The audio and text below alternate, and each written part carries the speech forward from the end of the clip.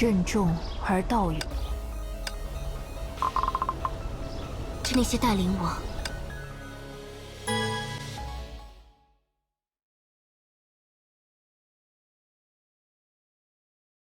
17年零8个月，比起5万年的时光，这不过是短短的一瞬。既然又被人抢散了工作，那就例行公事的去解决一下吧。告诉每一个来访者，他们究竟继承了一种怎样的力量，然后在他们的灵魂里铭刻下曾属于他的那句诺言。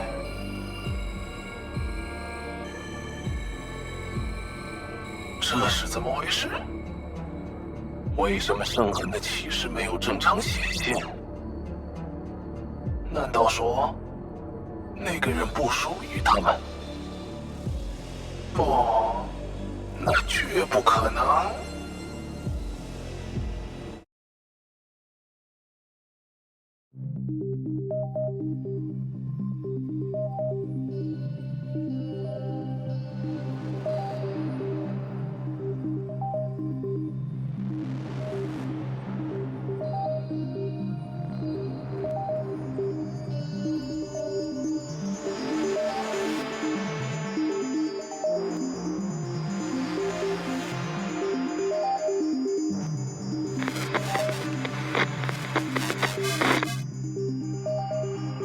在脑海里响起的，这是什么声音？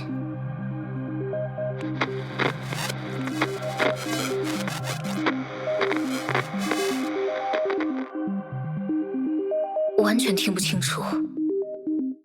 奇怪，这种噪声是虚数空间的某种纠缠现象吗？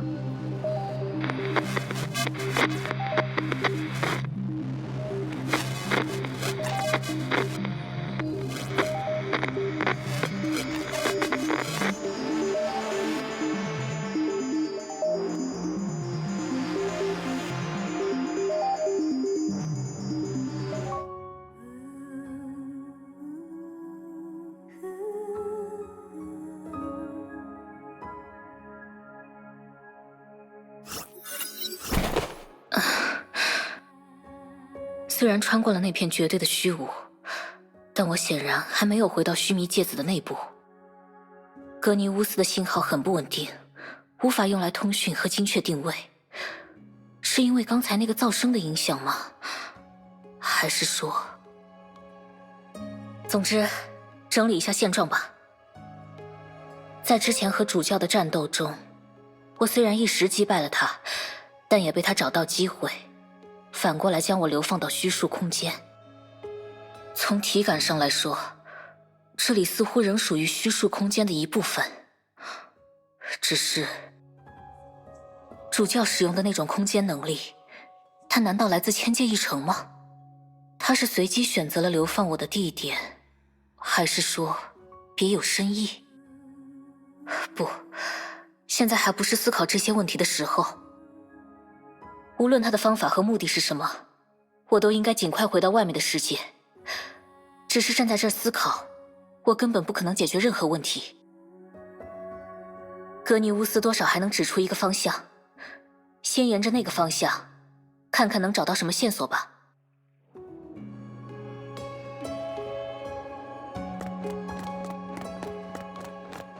星凯的力量在这里并不稳定，谨慎迎敌吧。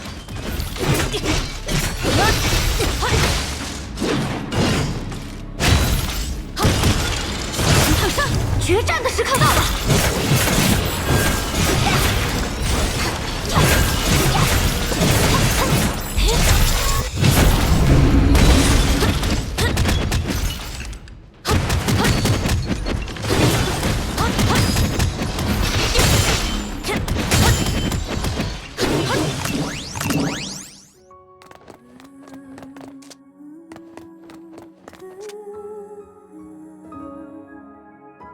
光点变成了漂流瓶，这里是某种幻境吗？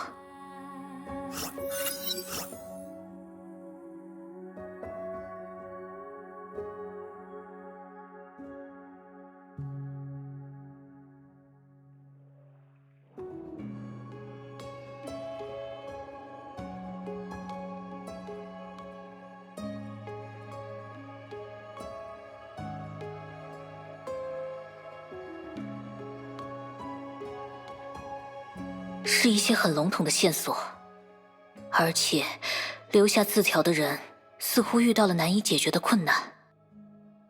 不过这至少是一个发现。沿着格尼乌斯指示的方向，继续找找看吧。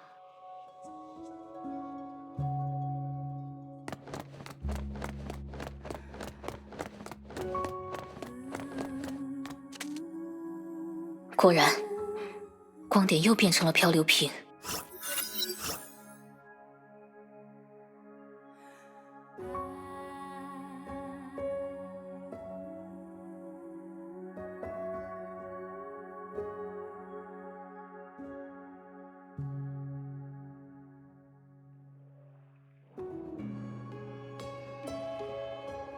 最后的一步，试炼、损耗。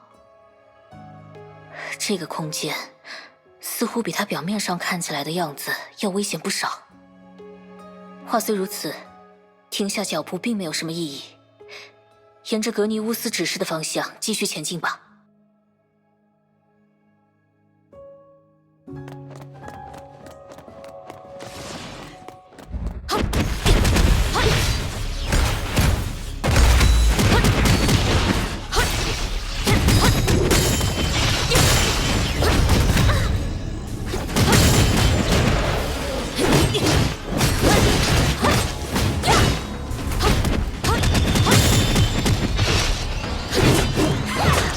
审判的时刻到了。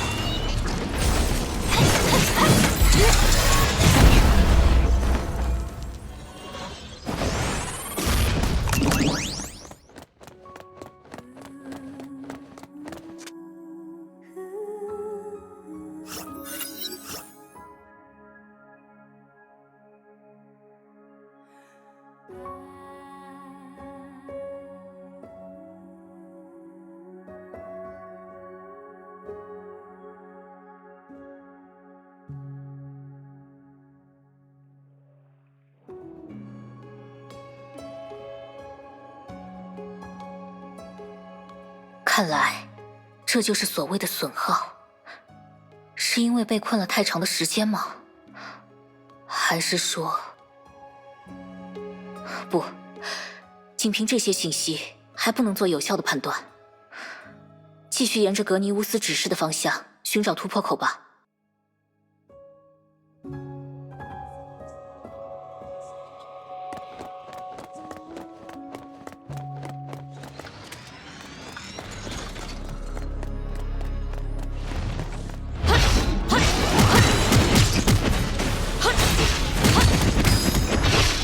烫伤，决战的时刻到了！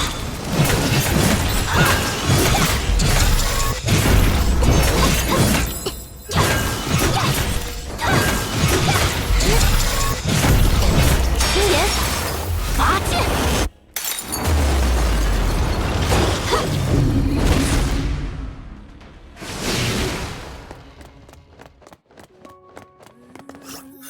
这朵花一样的东西是……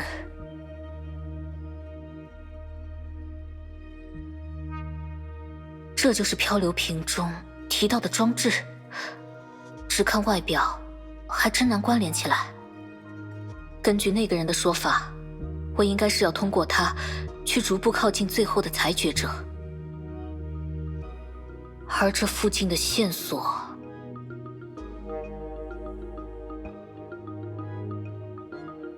这是在侯姆乐园之类的地方拍摄的照片吗？残余的部分好像没有什么能作为线索的东西，先把它收起来吧。这附近看上去也没有其他线索了。准备好了就想办法启动面前的那个装置吧。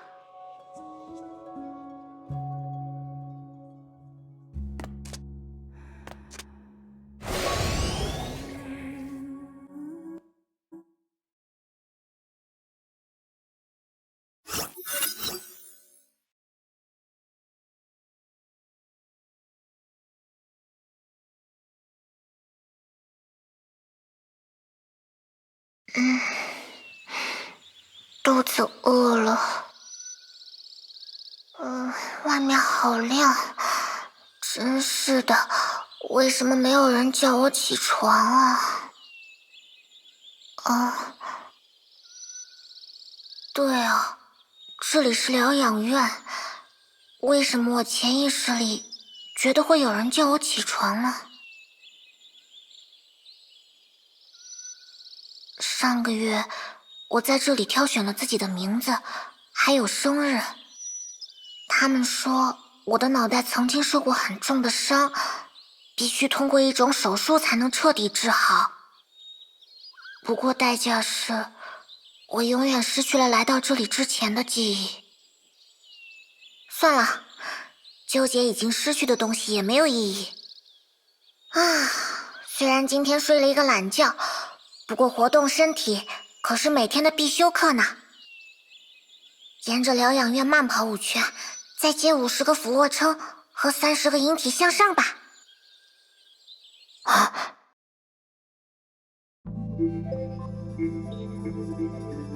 索契的疗养院，好怀念啊。不过，真正的疗养院里并没有这个，去调查看看吧。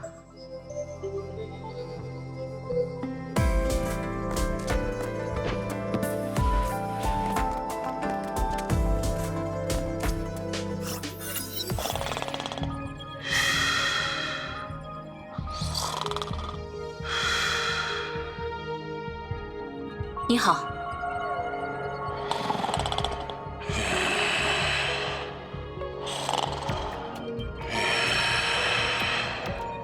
你好。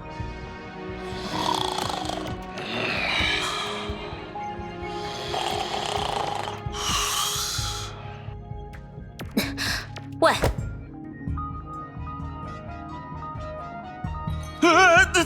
等，你是谁？虽说我记性不好，但我在这附近好像没有见过你啊。我们确实是初次相见，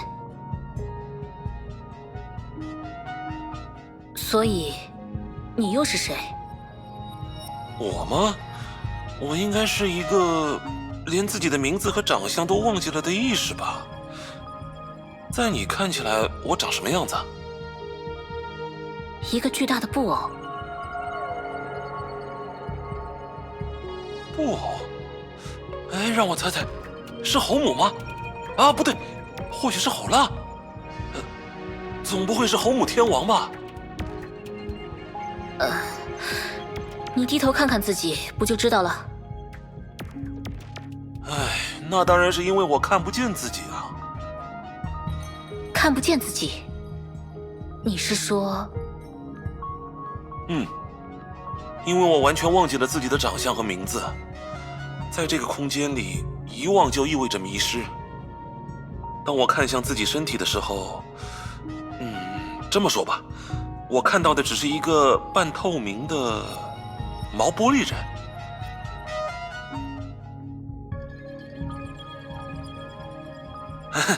你不要露出那种表情嘛，一旦习惯了之后，这倒也没什么不方便的。哎呀，我刚才那一觉睡得还真香。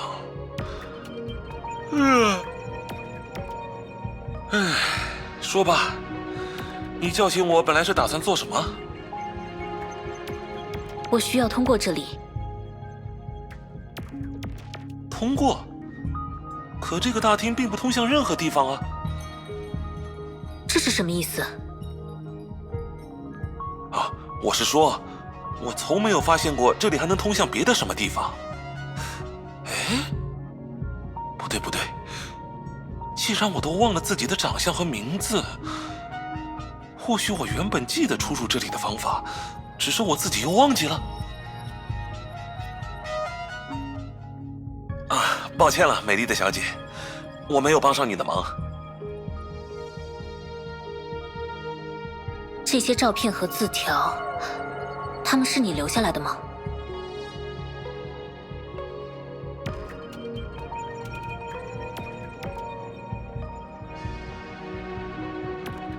我在你眼中是这样的形象吗？不，准确的说，你要比照片里的他看上去沧桑很多，毕竟都褪成白色了。好吧。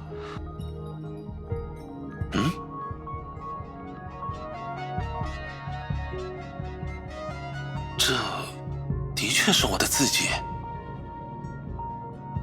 但是很抱歉，对于上面记载的那些经历，我确实是毫无记忆。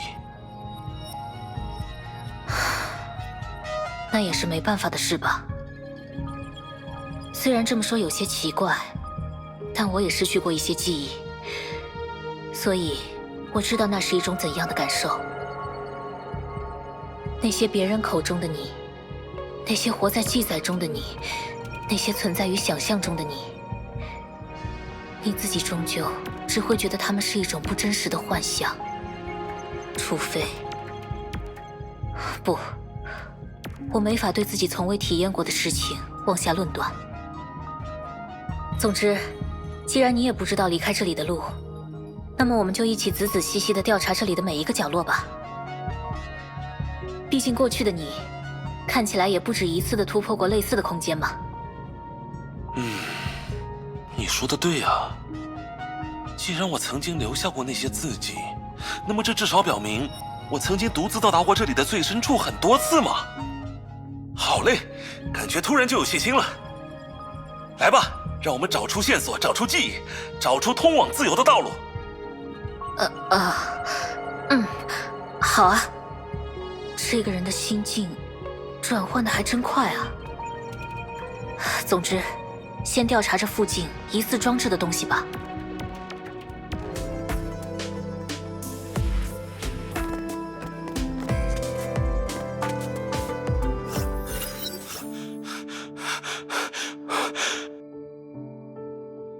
没，凯文还活着，他很快就会回来了，到时候你们就可以团聚了。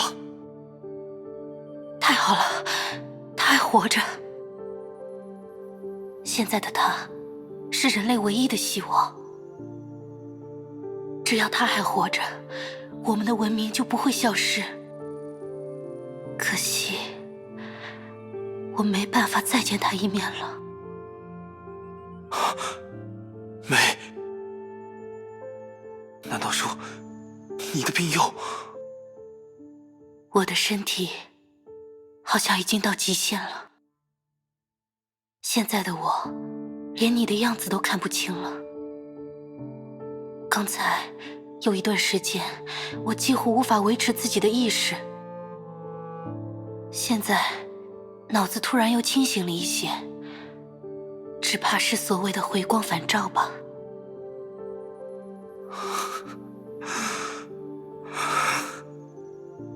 谢谢你，苏。多亏了你的药，我才能撑到现在，才能有时间留下我最后的计划。桌上的信，一封是留给凯文的，另一封是留给你的。你知道凯文身上背负的是什么？你可以去看他的那封信，去了解那些计划，去了解我们的这个孩子。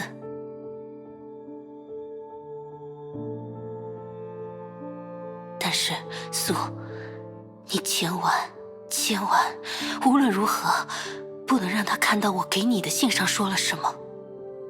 这为什么？为什么是我？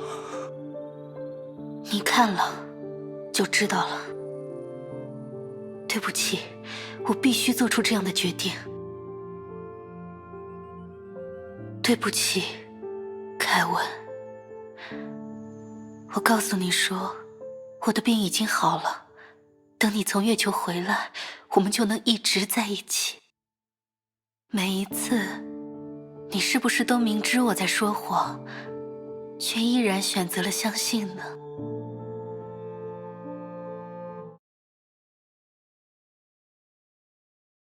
这是5万年前那些先行者的记忆，但是前文明这两个人的意识应该不太可能和侯母或者背后的他有任何关系。在这里不只会遇见自己的记忆，同时也会像这样看见别人的记忆，是吗？好像是啊，确实如此。我也觉得自己应该不是刚才那段记忆的当事人，只不过在脑海中涌入那段记忆的时候，我有种似曾相识的感觉。或许是拥有完整记忆的我，也曾有过类似的经历吧。你想起来什么了吗？不，并没有。但不管怎么说，我们或许开了个好头。至少直觉告诉我，我们如今走在正确的道路上。好，让我们鼓起干劲，寻找下一份记忆吧。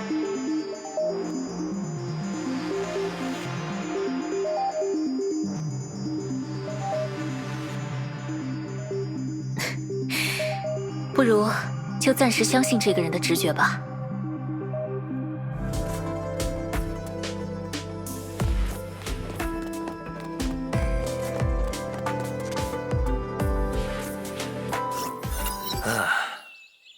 这个睡脸果然永远也看不腻呢。不过，该起床喽，卡莲。臭老爸，挠痒痒是犯规的。哎，你已经忘了吗？你2、3岁的时候，我就是这样叫你起床的呀。然后把我惹哭，妈妈他们气得把你一把拉出去。你以为没人和我讲过？是这样吗？哈哈，我倒是不记得了呢。嘿，不提这个。今天老爸难得有空，咱们一起去晨练怎么样？那，老爸，你愿意教我真正的卡斯兰纳枪斗术吗？难道你在学校里学的是假的卡斯兰纳枪斗术？哼，就学校里教的那几下无聊功夫，哪有老爸你使出来的48式带劲呢？哎，这就是你的不对了，卡莲。基本功是一切的基础，所谓16式、24式、48式，都不过是他们的自然延伸罢了。不信的话，要不我们对练试试？我只用卡斯兰纳枪斗术的入门3招，而你可以用任何功夫。如果我输了，就一口气教给你所有卡斯兰纳枪斗术的秘籍，怎么样？这可是你说的，不许反悔。呵呵，一言为定。这段记忆里又出现了新的名字。那个小女孩叫做卡莲，而她会和自己的父亲一起练习卡斯兰纳枪斗术。你对这2个名字有什么了解吗？倒是没有，想不起来在哪里听到过，只是多少有一种奇怪的感觉。奇怪的感觉？怎么说呢？只要心里默念着卡斯兰纳枪斗术这个词，我就感到自己仿佛热血上涌。这样啊。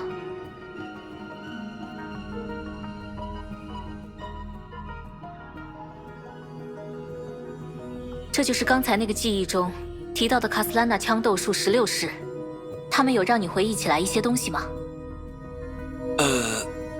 应该说只是重复了那种热血上涌的感觉。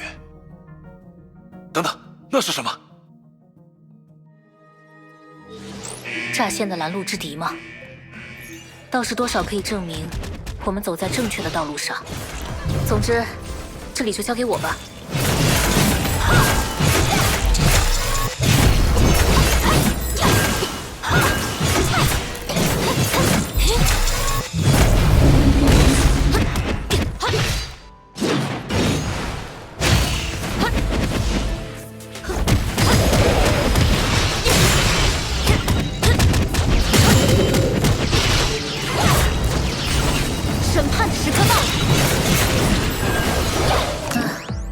虽然略有点麻烦，不过还是顺利解决了。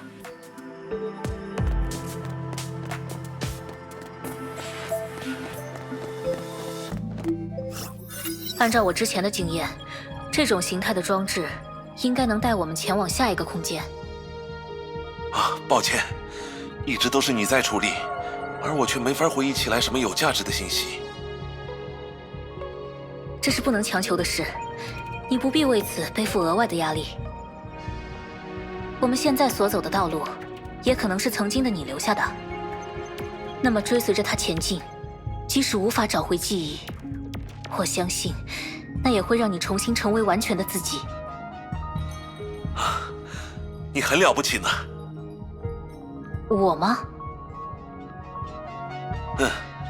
总觉得你非常擅长在激励自己和别人的同时，又保持理性。我只是引用了别人以前对我说过的话。那个人是这么说的：自我、人类、世界、宇宙，它们的意义都无法用结果来衡量。世界上的所有生命，都只会起始于无，而又消失于无。但每时每刻脚下的路，会决定我们每个人活着的意义。所以，尽管忘记了来时的路会令人感到遗憾，但只要仍然明白自己前进的方向，那些过去就一定会在我们的背后默默发挥作用。走好每时每刻脚下的路嘛，的确是个很好的目标。不算遥远，但也绝不轻松。毕竟也有很多人原本能到达很远的地方，但最终却活成了我现在这个样子。你在说什么？人生不就是不断前行的吗？忘记了自己过去是谁，不代表你就会失去未来的人生啊。走吧，打起精神，我们该继续向前了。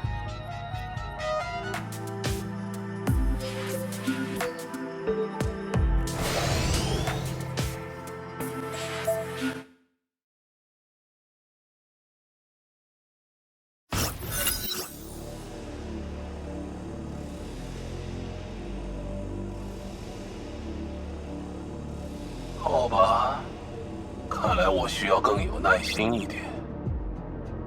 和他们不同，深痕在你体内的表达被巧妙地掩盖了起来，而且还是被不同的人以不同的形式引导向了不同的方向。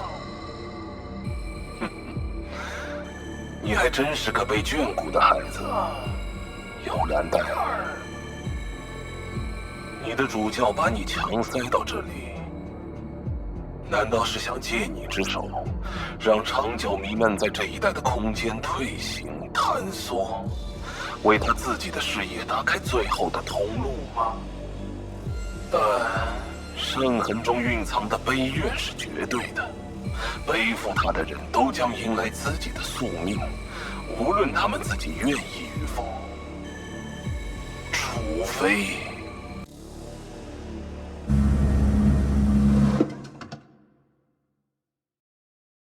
这里就是浮空岛，天命总部的中枢地带。来吧，女武神的准入测试，我已经准备好了。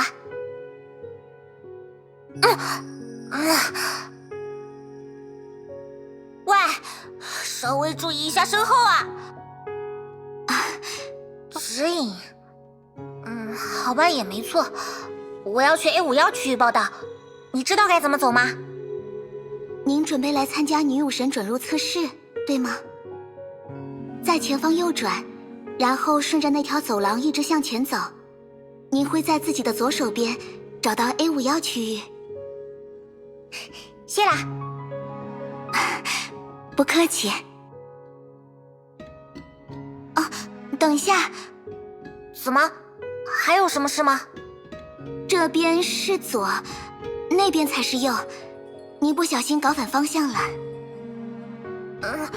我当然知道哪边是右啦，我只是在这里随便看看而已。如果您不介意的话，我陪您一起去 A51区域如何？我正好想起来，自己还有些事情需要去 A52区域处理，就在它的隔壁。既然你顺路，我也不可能专门把你支走吧。那我们走吧。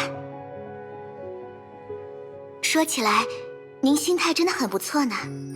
2年前我参加女武神准入测试的时候，那可是紧张到话都说不利索了。至于吗？不就是一个考试而已。因为生怕辜负了家人的期待吧。他们可是放下自己开的店，专门从英国陪我到这里来呢。好吧，你要这样算的话，那我应该算因祸得福喽。毕竟从有记忆的时候起，我就是现在这样孑然一身了。抱歉，我没有想到这个话题会这样展开。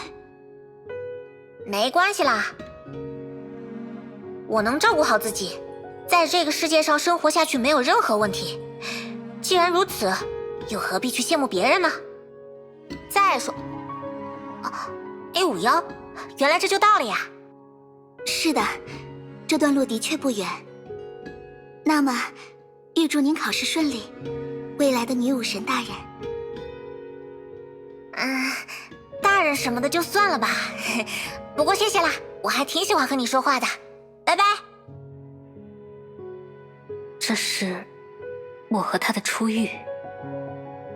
尽管当时彼此并未相识，但奇妙的命运终究还是借着那次量子之海的任务，把我们联系在了一起。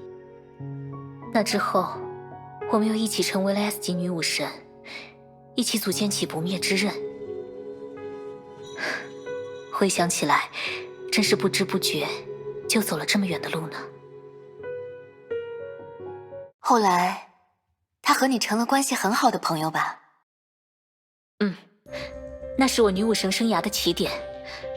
虽然一开始有些乱七八糟，但事后想来却很值得怀念。等等，你说话声音怎么变了？笨蛋，当然是因为我们不是刚才的他。他和我们不同，是某个人的意识直接留下的残影。在被囚禁的日子里，那个人始终思念着自己的家人，而我们，则是这种思念被具象化的产物。他已经损耗得太严重了，甚至不知道自己在空间中的存在方式与你并不相同。但他无意识地将我们送来了这里，或许是希望我们可以代替他，陪同你走过接下来的这一段旅程。所以，你们也好，他也好，简单来说，都来自于某个人的记忆。是的，这里是虚数空间彼此纠缠的缝隙，是他无数次挑战自我，又一次次失败所留下的阴影。当然，因为你的出现，那当中也混入了你自己的成分，比如说刚才的疗养院。你们是说，我和他之间本身就有一种交集？对啊，刚才你离开的那层幻境，原本是他最后残存的记忆，是那个家的再现。但因为你这家伙突然闯了进来，就被你的意识修改成了疗养院的样子。虚数空间，意识的造物，随着记忆会产生变化。你们是说，我现在所处的这个地方，其实是某个人的圣痕空间吗？是，也不是。它应该属于一个被诅咒的家族，属于那条血脉在起源之初留下的印记。我们也只是一些残影，知道的事情原本就不够全面。所以，我们建议你继续寻找那些遗失的记忆碎片。你发现的越多，我们能想起来的东西也就越多。你对记忆的探索或许才刚刚开始，但我们会按照他的意愿，设法帮助你返回自己的世界。谢谢，我也希望他最终能重获自由。只是，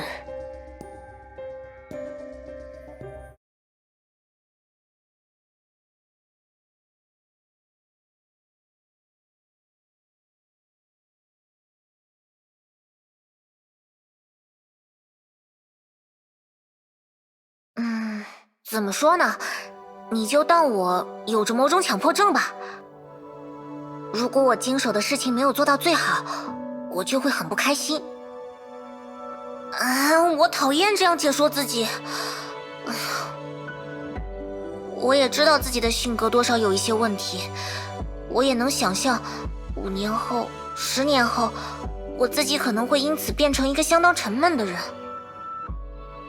但是，这是我唯一知道的能够让自己变强的办法。我需要变强，变得很强很强。我的亲人，我的老师，我的同级女武神，他们中的很多人都已经不在了。他们每个人的人生都戛然而止，仿佛被某种邪恶的、超越于世界之上的意志，像撕碎废纸一样就轻易破坏了。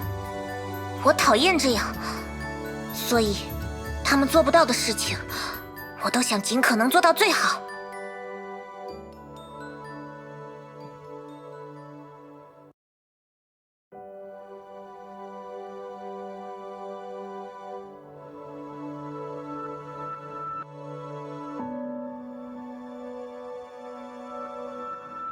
不，在获得可实现的方法之前，空想拯救别人的方案似乎也毫无意义。还是行动起来吧。我们应该抓紧时间，沿着格尼乌斯指针的方向继续寻找突破口。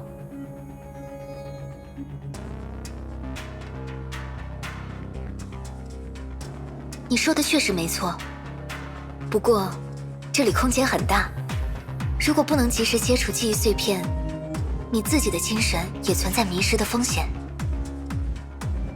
一定要当心哦，大姐姐。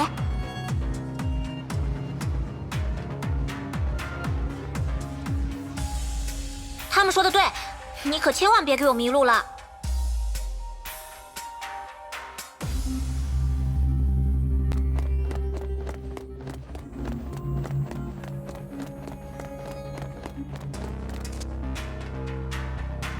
这个记忆似乎已经无法读取了，不过至少附近的迷雾还是散去了不少。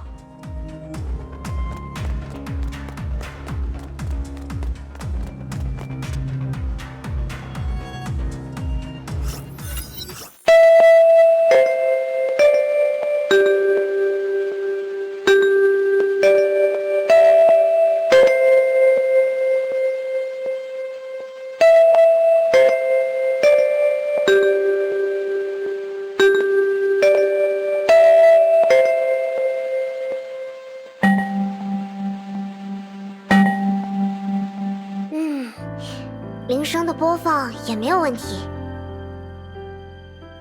明天就是同学们过来报到的日子，虽然只招到了10名学生，但从零开始原本就不是容易的事吧。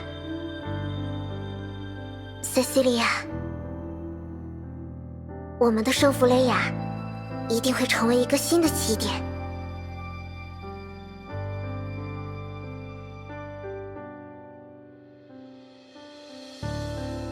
唉，不知不觉已经将近10年了，结果我还是没有照顾好基安娜。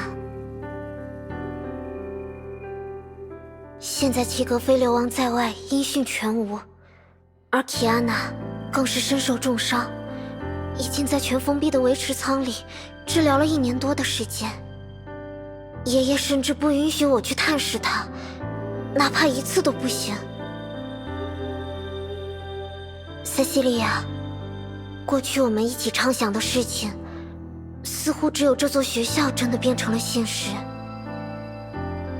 希望等基安娜治好了伤，她也可以来这里读书吧。在此之前，我必须和这里的老师和同学们一起进步，努力让自己成为一个称职的学院长才行呢。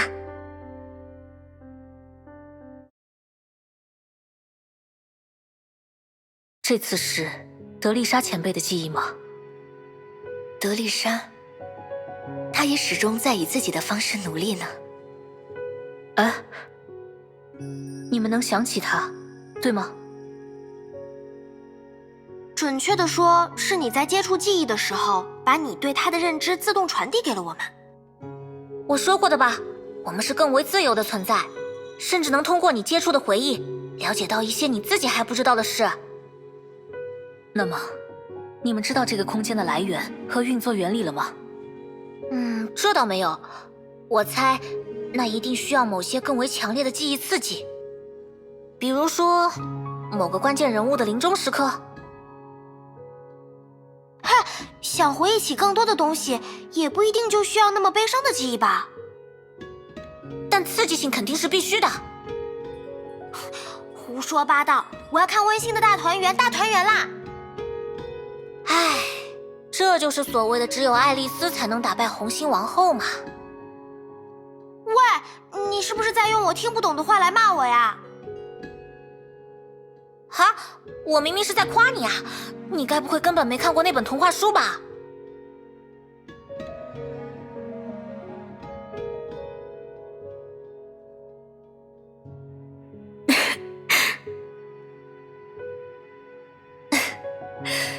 孩子们总是这样呢。怎么说呢？就在几年之前，我好像也和红色的他一样，干什么都容易和别人争吵起来。但现在的你，已经相当干练成熟了。你自己在长高、长大的这几年中，想必也经历了许多，背负了许多吧。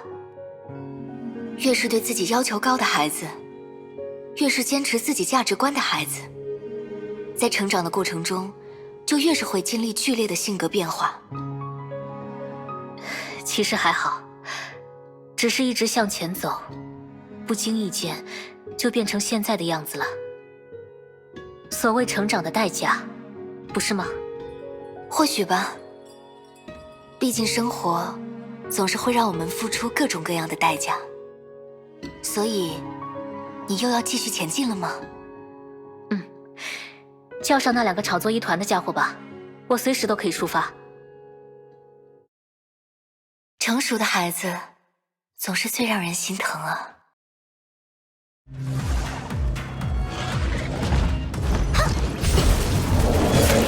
审判的时刻到了。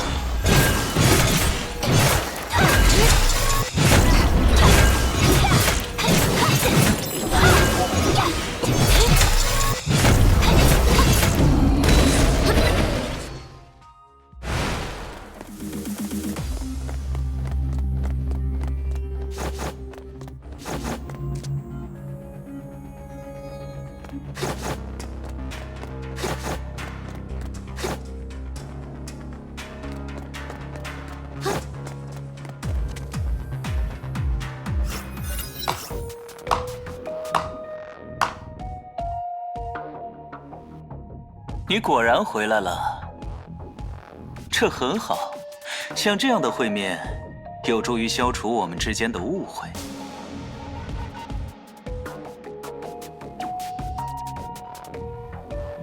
啊，抱歉，我让你无话可说了吗？那的确是我不好。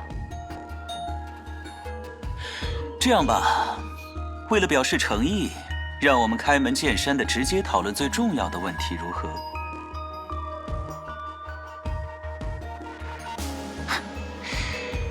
首先，我为Cecilia的事情深表遗憾。我们都知道，在那种状况下，天命别无选择。我今天不是来和你谈这个的。我知道，我知道。话虽如此，我还是想对你说对不起。好了，接下来让我们进入话题的中心。我必须承认，我曾经想杀死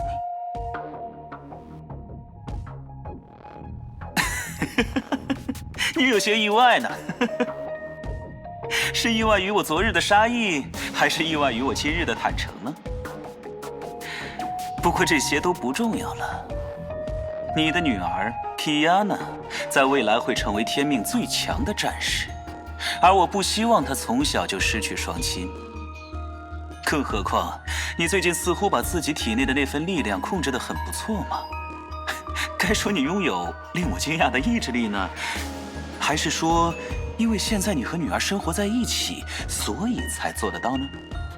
你是因为我的那份力量，所以才想杀死我。你或许可以这么说，毕竟我也不想让你失手杀死自己的亲生女儿嘛。你知道，这将不仅仅是家庭的悲剧，更会是整个天命组织乃至全人类的损失啊！这轮不到你来指手画脚。哎呀，对不起，不好意思，我只是就事论事，没有考虑到你的心情。你冷静，我的好齐格菲卡斯兰娜。基亚娜是你的骨肉，更是整个天命组织的宝贵财富，在这一点上，我们完全是利害一致的。只要她可以健康成长，那么我们就可以彼此信任地合作下去，不是吗？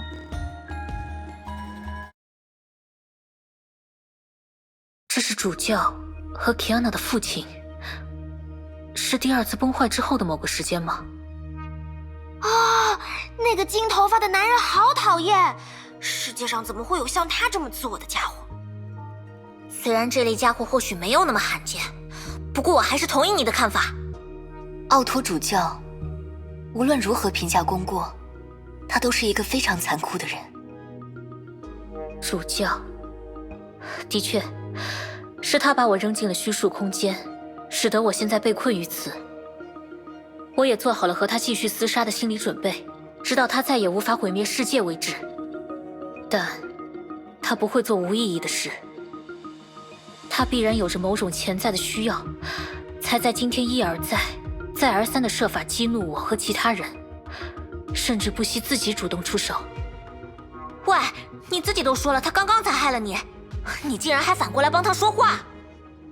我只是在陈述事实而已。他公然叫嚣毁灭世界，动用武力来逃脱质询，即使与自己的女武神敌对，也不肯袒露秘密，背后一定另有原因。我当然也感到愤怒和疑惑，但更重要的还是阻止他对世界做出不可逆转的恶行。那个男人就是这样的人，而从过去的经历来说，他与我也有栽培之恩。唉，但你心里也明白，自己总归要与他再有一战的。这些明日黄花般的小恩小惠，太在意了可没有好处哦。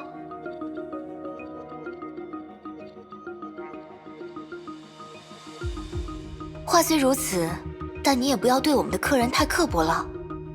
怀揣着矛盾的情绪，才是人类在这个世界上生活的常态啊。但愿看过更多那个人的记忆之后，他还能保持足够的冷静吧。出发吧，我可是已经等不及了呢。出发吧，无论前方的记忆是什么，我们终究要面对一切。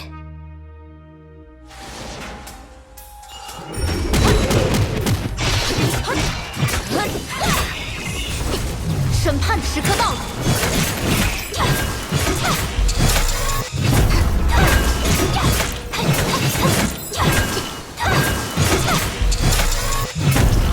青岩，拔剑。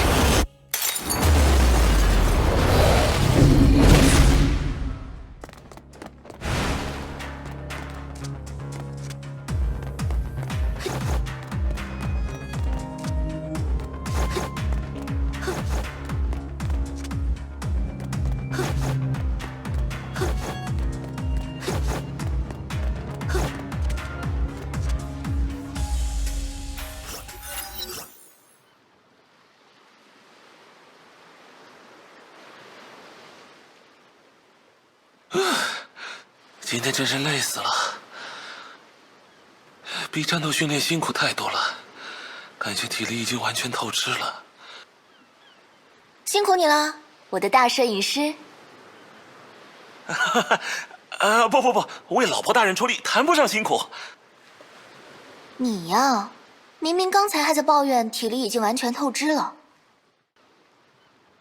你原来听到了呀？怎么样？明天换我来拍你吧。啊，我5大3粗的人一个，不上镜啊！哎呀，看来这位先生好像完全不了解自己的魅力所在呢。5大3粗，你是嫌弃我的眼光喽？这所以说自信一点了。如果将来我们的孩子长大了，他只能看到母亲年轻时的样子，却看不到父亲英姿飒爽的模样，那这孩子得有多遗憾呢？可是，就算你说要拍我，除了婚礼用的那套白西装，我真的什么像样的衣服都没有带来啊！哼哼，这种东西，你的老婆大人当然会提前准备好啊。你以为出发前一天，我为什么偏偏要甩开你，和德丽莎还有石宇绮罗一起去逛街啊？你就认命吧，我可是很认真的打算和你比拼摄影技术呢。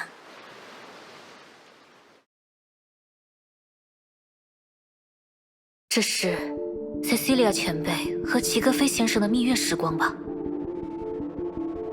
之前那些记忆明显都属于不同的主人，但现在却连续发现了2段与齐格飞先生有关的记忆。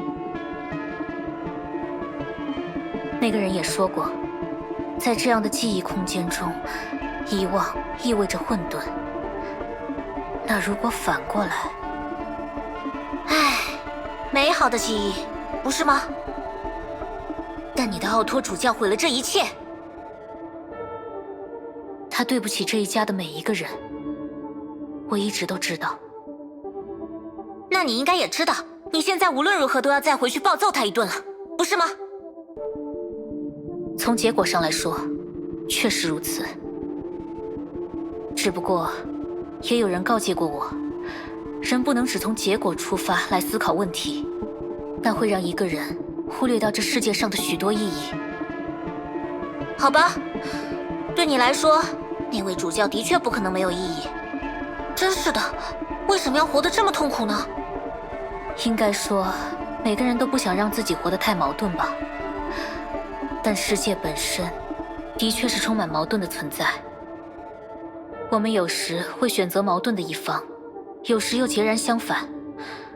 这些决定推动着我们的人生，却又制造出新的矛盾。世界就是在这样无可奈何的循环中前进的。唉，行吧，看起来你不仅仅是擅长战斗的女武神，甚至还能摇身一变，说出哲学家的话来。这些话的确是一位哲人所说。如果有机会，你们也能在我的记忆中看见他的身影。我倒是觉得，你刚才讲的那些，已经深入了你这个人的价值观，完全内化成你自己的东西了。可我其实也能算你的同龄人吧？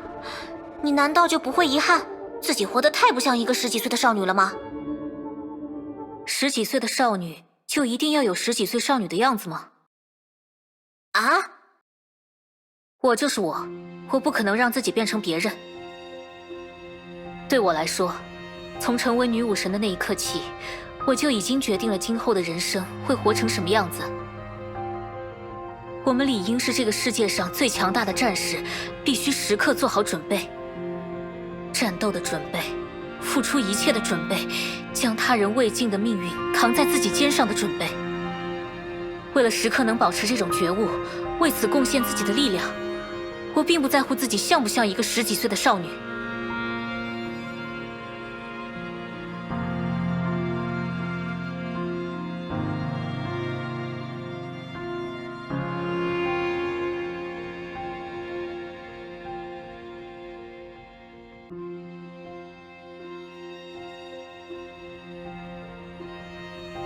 对不起，我似乎有些激动了。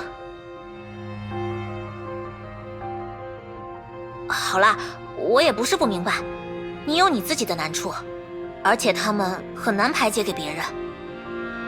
我只是觉得你有时也该把理智抛到一边，发泄一下情绪。那样的话，丽塔一定会很辛苦吧？啊，我觉得你的朋友反而会乐见其成才对啊。或许吧。好了，既然不吐不快的时间已经结束，那我们就继续出发吧。需要探索的路，想必还有很长，对吗？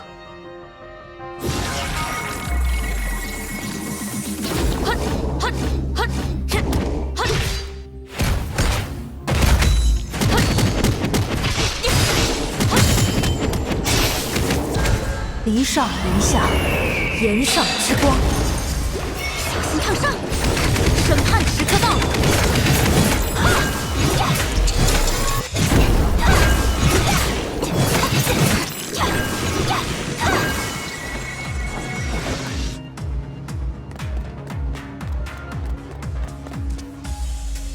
这是单独存在的花。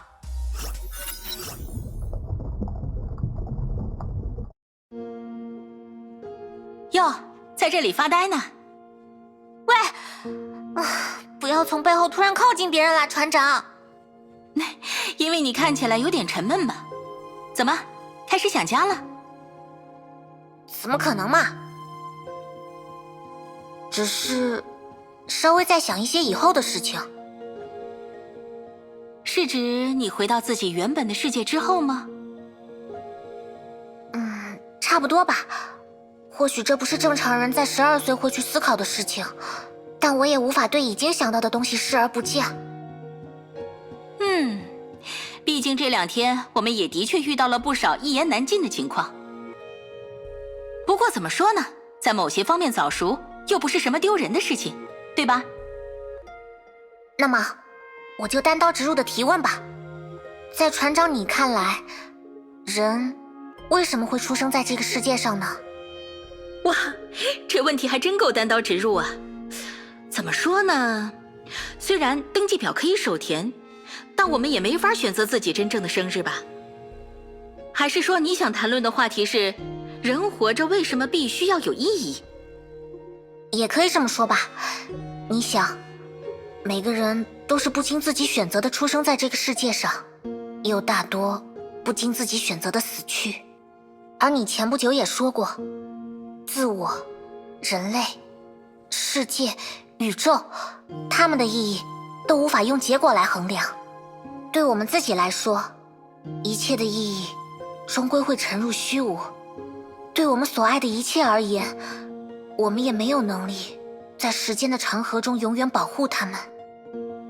或许对于某些人来说，这个问题的答案在于相信，但我又很难真的去信仰某种形而上的抽象理念。怎么说呢？你其实算是想得太多那个类型的人吧。你要知道，如果只是就事论事，你已经比大多数普通人都更相信真善美这样的价值了。我想对你来说，真正的问题或许在于真善美是一组既简单却又没办法很好定义的概念。固然对于文明而言，真善美可以求出所谓的最大公约数，但是对个人来说，那终究是一种不接地气的东西。我是说，每个人都会有自己的情趣，自己的挂念，像希腊的神明一样，是不完美的存在。但唯其如此，人类的可能性才会扩大，人类的文明才会永远拥有活力。我们终究只能在力所能及的范围内去保护一些东西，但这并不是意义的尽头，反而是它应有的起点。不是尽头，反而是起点。对呀，作为人类全体的意义和作为个人的意义，它们本身就是2种截然相反的东西。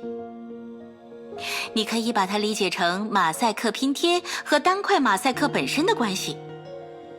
每个自认为精彩的人生都是文明的一种旁注，每一种自我满足的背后都是某个人在历史上留下的一道影子。可是，这只解释了文明的意义，却仍然不能解释活着这件事本身有什么意义啊。那是自然。再怎么说，所谓人生，从来都不会具备任何天赋的意义。你刚才并没有直接说人生没有意义。因为寻找意义这件事本身就是我们能够赋予人生的一种意义呀，明白吗？我们不是作为某种人而活，我们是为了成为某种人而活。能够为无意义的事物赋予意义，这才是人之为人的独特之处。所以，你想说的是，我们的人生就是一个不断寻找更好的自己的过程？没错，正因为它永远没有终点，所以有人会把它同推巨石的西西弗斯相提并论。在他们的神话中，西西弗斯费尽力气把巨石推上高山，然后无助地看着巨石从高山上滚落，如此周而复始。但即使是那些人也会承认，虽然西西弗斯永远处于一种痛苦的循环之中，其人生看上去毫无价值，可这也并没有剥夺西西弗斯本人去铸就一种反对神明讴歌自由的人生意义。当你抛弃结果论的时候，你就会发现西西弗斯的确活出了人生的意义，而他也因此获得人类最根本的那种幸福。你是说，意识到自己不是白白活着，或者至少意识到自己在与无意义斗争的幸福？当然啦，在每个人的生命征途中，这都是最伟大的那种斗争。我们一边与世界战斗，一边与世界和解，逐渐为自身赋予后天的意义，并最终在面对那永恒的虚无时，能够放声大笑，不留遗憾地从舞台上退去。好吧，我必须承认，他先是把我绕进了云雾之中，又帮我拨云见日，看到一幅新的图景。他的确有自己的水平，但对我来说，好像只是绕了个大圈又回到原地。某种意义上确实如此，但面对同一件事的心情或许会截然不同。我可不要再跟你谈什么西西弗斯。而且这世界上也确实有那么一个人，他的命运比起西西弗斯还要悲惨许多。他的名字你也知道。喂，你不可以这样啊！我们不应该告诉他那些他自己还不知道的事。所以，你们的确知道某些我还不曾了解的事实。啊，不，该怎么说呢？他们是一些你自己虽然不知道，但你的身体、你的精神，却能够帮助我们了解的事情。你们知道我的过去？不，没有那么直接。但和你的相处，让我们渐渐想起一些你自己反而无从得知的事情。对，准确来说，是你和构成我们的那个他，拥有一种近乎于天生的共鸣。我完全听不懂你们在说些什么。没关系啦，既然象征你自己的花朵已经出现，那么我们在这一层的旅程看来也很快就要告一段落。而在下一层里，如果我们的估计没有错，你将直面所有他最重要的记忆。如果你能走到最后，裁决者应该会在终点等待着你。虽然不是有意为之，但他的确为你铺就了这条道路，也可以算作无意中干扰了你返回现实的赔礼吧。在面对裁决者的时候，这些回忆和经历或许能对你有所帮助。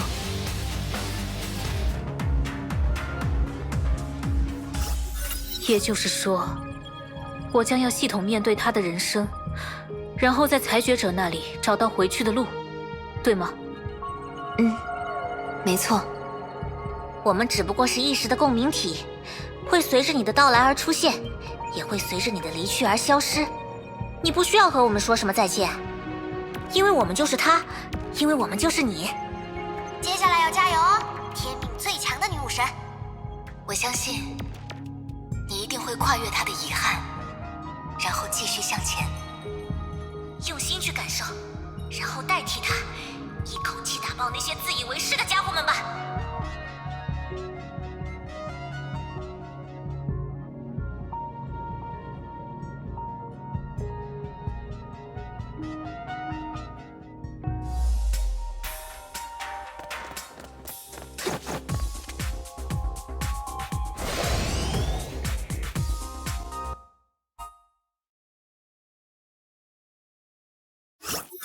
找到你了。什么人？出来！如果我具备了形体，那么你也就消失了。和那个人分开之后，你在这里收集到了不少自己的记忆吧？可惜，那终究无法让你重新成为他。你已经想起了自己是什么，你知道现在的你几乎做不到任何有价值的事。也就是说，你已经明白，你不过是一个会干扰他的不稳定因素而已。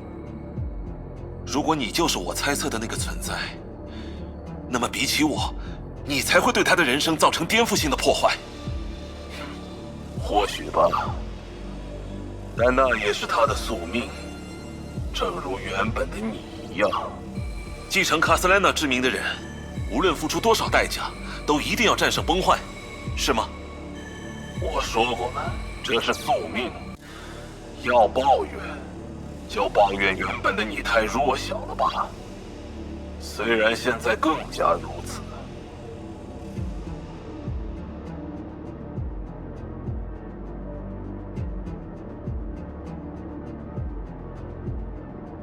可怜的齐格飞，你留下的这个人格碎片，现在就借我一用吧。那些定位更精准的记忆会告诉我，是什么让现在的他变成了一个如此奇特的存在。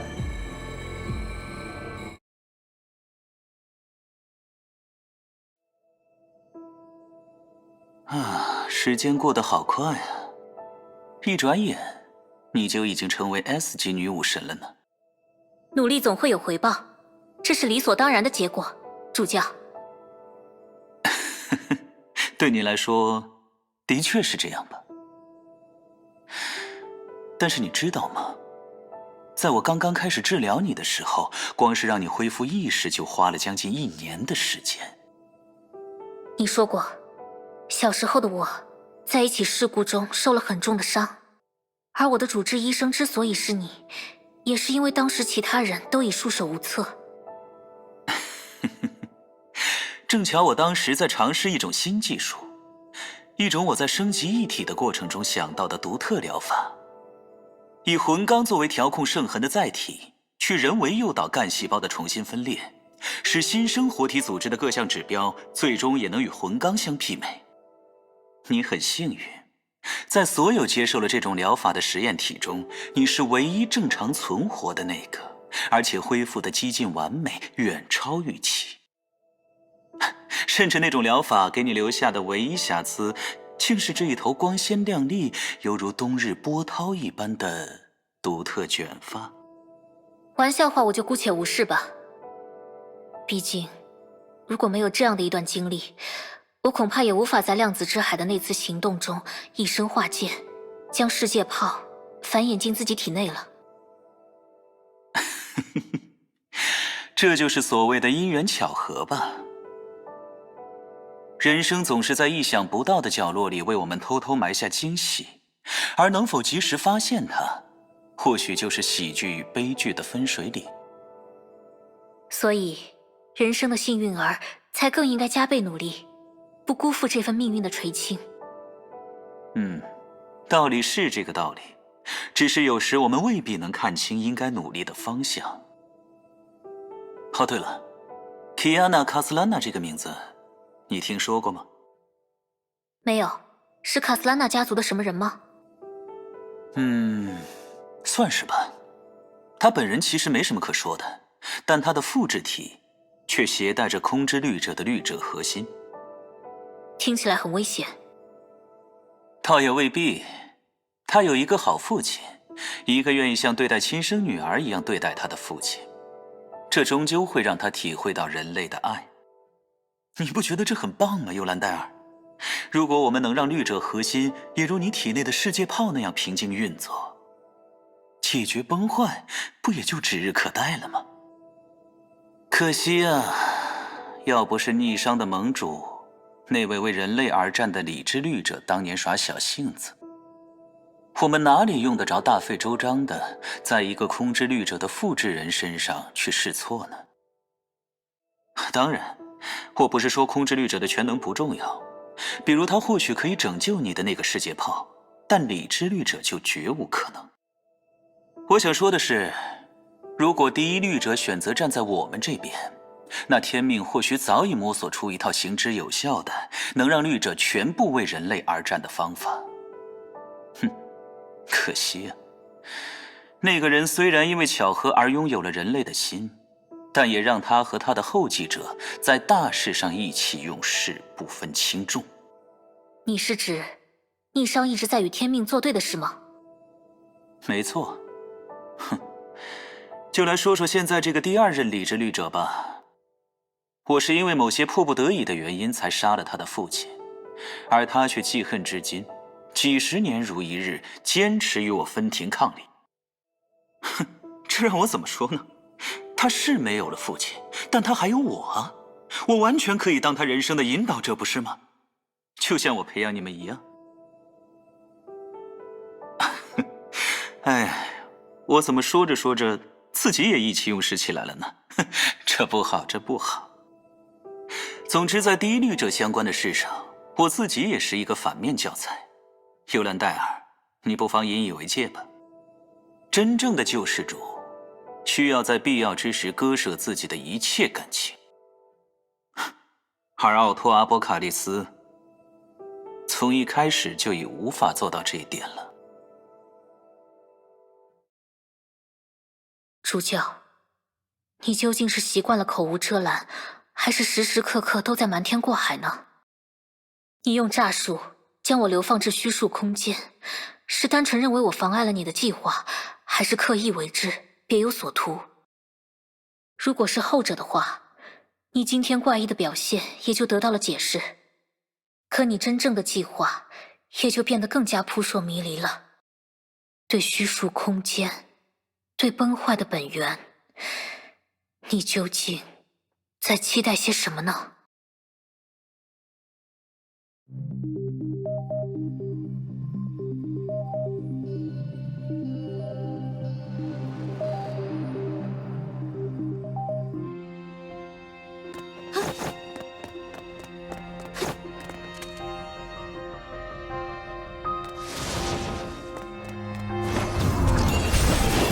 决战的时刻到了！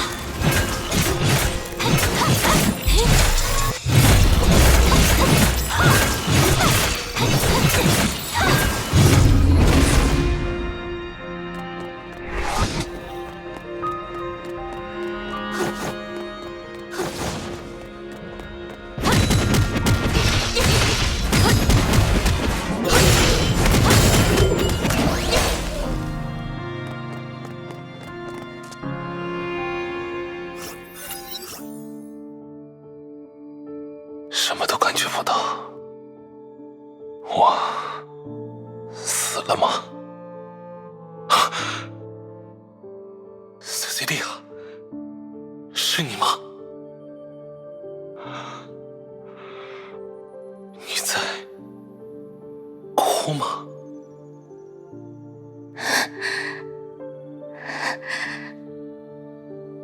对不起，齐格飞，我骗了你。这一次，我没有办法和你一起回去了。你要好好的照顾 Kiana， 要让她健健康康的长大。安全过关。Kiana 的艺术家，你就安心住几天，我在这里养好。好好的照顾 Kiana。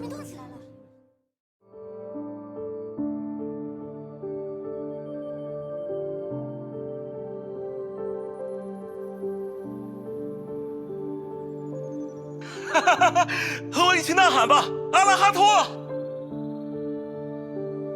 安全过关。Kiana 的艺术家，你就安心住几天，我在这里养好。好好的照顾 Kiana。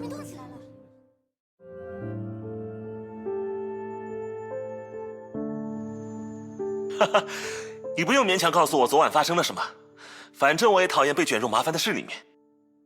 这里很安全，你就安心住几天，在这里养好自己的伤吧。不，这个不行，我还有任务在身，必须赶快返回总部。哎，等等，在你看来，任务竟然比自己的身体还重要吗？喂，我改变主意了，既然你急着要走，那就让我来送你一程吧。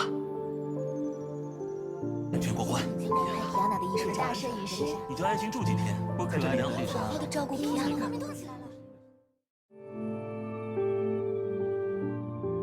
哇，屏幕上的画面动起来了，原来是这样玩的呀！怎么样，游戏机很有趣吧？可惜我今天大意了，没能拿到第1名。能让我也试试吗？当然可以，不过输了可别太伤心哦。这个最新款的游戏机难度也是最顶尖的。就算你以前接受过再多的训练，但真正的战斗和打游戏毕竟不是同一回事。太好了，赢了！安全过关。皮亚娜的艺术家，大摄影师，你就安心住几天，我可来良好好好的照顾皮亚娜。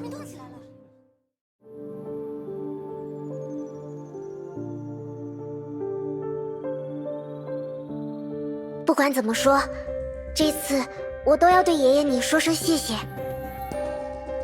我已经好久没有看到过塞西莉亚发自内心的笑容了。谢谢。我可爱的德丽莎，你该不会以为我是因为好心才这么做的吧？唉，我只是想知道，一旦将提纯后的莎尼亚的血统和卡斯兰娜家的血脉成功结合，会不会诞生出更加强大的绿者杀手？安全过关。皮亚娜的艺术家，大摄影师，你就安心住几天，我可来良好好好的照顾皮亚娜。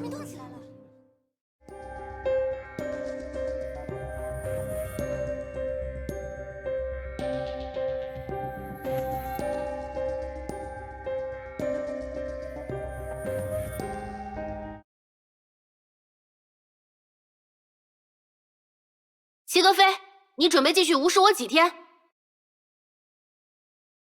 喂，你给我站住！我倒也想问问你，特斯拉小姐，你准备继续跟踪我几天？你终于肯搭话了呢！别来无恙，齐格飞先生。有话直说，特斯拉博士，我还要养家糊口。2年前，当时我们逆上的部队如果是这件事的话，我不想听你解释。就是因为当年你们没有及时接应，所以 Kiana 才……对不起，我们真的很抱歉。但是，关于 K423，你想保证我和 Kiana 的安全，这才是我把她交给你们的条件。我和你们的交易早就已经结束了，告辞。等等，我并不是要求你把 K423交给我们。如果你真的想把她当作女儿，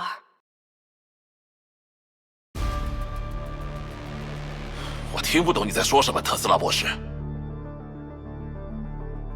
没什么事的话，那我就真的要走了。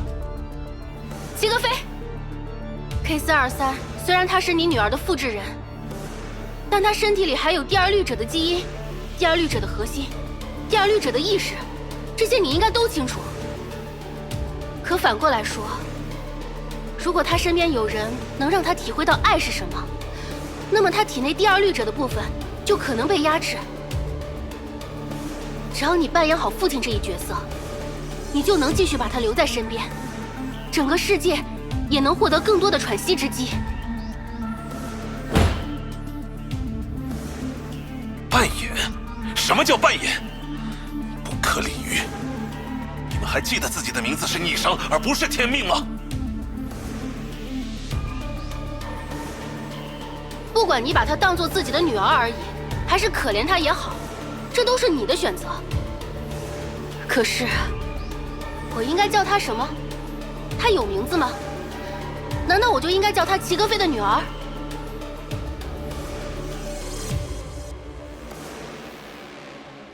齐格飞先生，人生在这个世界上，除了是父母的孩子，更是他们自己。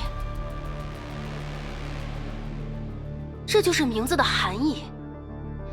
它帮助我们认识自我，暗示我们未来会选择的道路。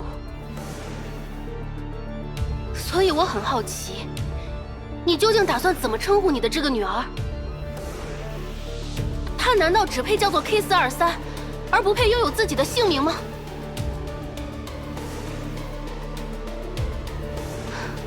好，好想想吧，齐格飞先生。这并不仅仅事关你的个人、你的家庭，整个世界，或许都在期待着你的答案。这一连串的记忆，究竟……这是一个未能成为英雄之人的记忆。谁？我是这个空间本身，也是这一路上在暗中引导你发现自己命运的意志。但你不是那些布偶。我当然不是。如果非要寻找一个对标物，那应该是给你提供了前进方向的命运之杯。你想让我了解那个人的记忆？为什么？我记得你自己说过，你的人生观就是代替那些已经无法背负自己命运的人，去承担起他们未能完成的事业。我必须告诉你，我不喜欢被如此轻率地加以总结。如果你真的有什么事情想告诉我，那么请你直白地就此现身，如何？那倒还有一点困难，毕竟你身上还有一些连我都感到非常稀有的东西，他们在抵抗我的力量，还为你提供与我类似的指引。你不妨先看看他们究竟想告诉你什么，如何？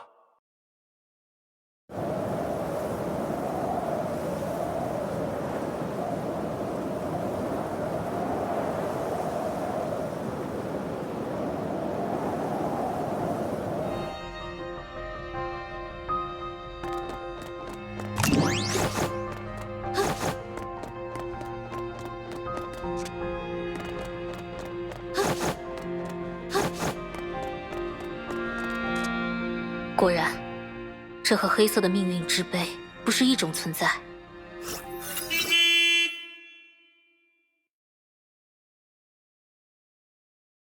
安全过关，天哪！啊！吓死我了！老爸，我没有露馅吧？你做得很好，没有人会起疑的。那就好。不过这个魔方也太难了，我都快忘记我们是来干嘛的了。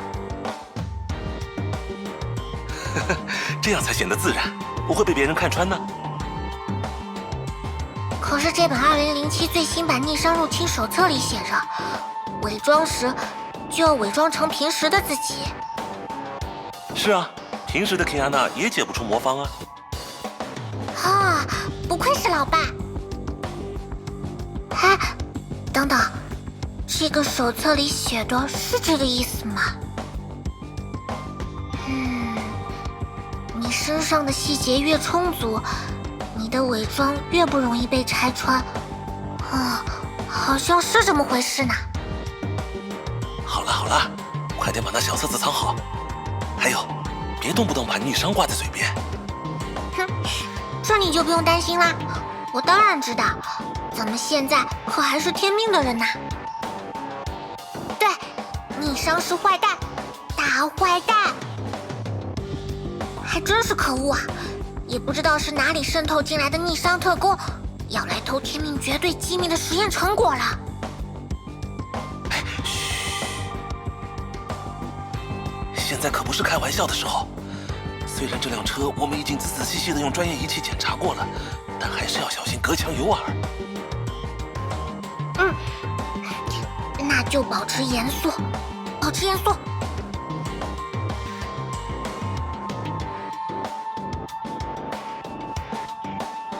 他和小时候的 Kiana 卡斯兰娜，他们打算一起侵入哪里吗？等等，这是什么时候的事？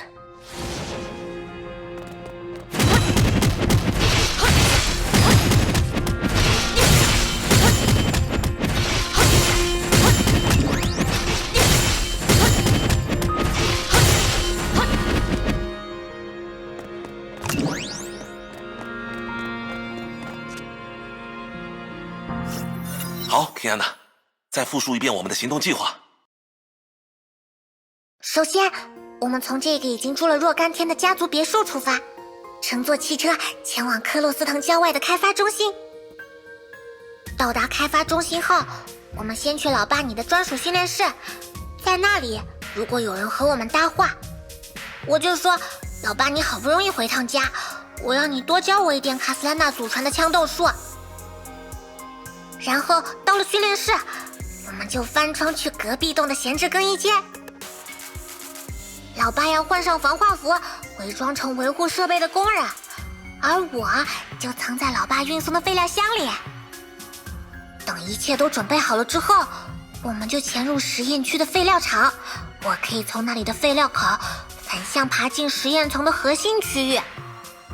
在这段时间里，老爸你会去搞来一架隐形战机，而我则从实验层的内侧锯开窗户，把你迎接进来。最后就是需要找到复制人所在的实验室，把他从那帮坏蛋手里给抢出来。如果遭遇拦截，就用武力突出重围。好，基本的流程没有问题。不过你一定要记住，越是有人和我们搭话，我们就越是要保持平静啊。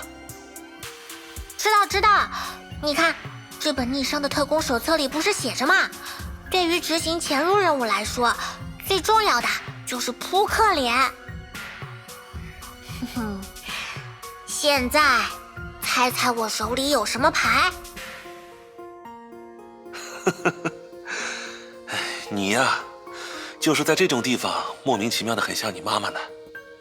好了，时间差不多了，走吧。以后我们应该不会再回到这个家了。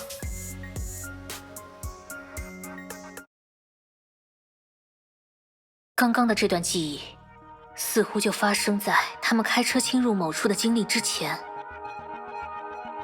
记忆中，不止一次的提到了逆商的特工手册，还有更关键的，那个女孩子，她提到了复制人，还说要把她从那帮坏蛋手里给抢出来。也就是说，这两个记忆果然是……很好，你竟然在另一种力量的帮助下意识到了这一点。我必须说，我不喜欢和一个藏头露尾之辈隔空喊话。有话直说如何？你究竟想从我身上看到，或者得到什么？我们马上就会见面了。我说过，我是这个空间本身的意识。进一步说，也是为你提供试炼的裁决者。我现在的人格来自于某个你刚刚见过的遗落于此的人格碎片——齐格菲·卡斯兰娜。你一点都不像他。或许吧，毕竟我没有像你们人类那么完整的感情。不过，既然记忆的条件已经基本齐备，也是时候给予你和我面对面的机会了。从回忆中上浮吧，女武神。你身上的两种力量都如此期待着。要抵达终点了吗？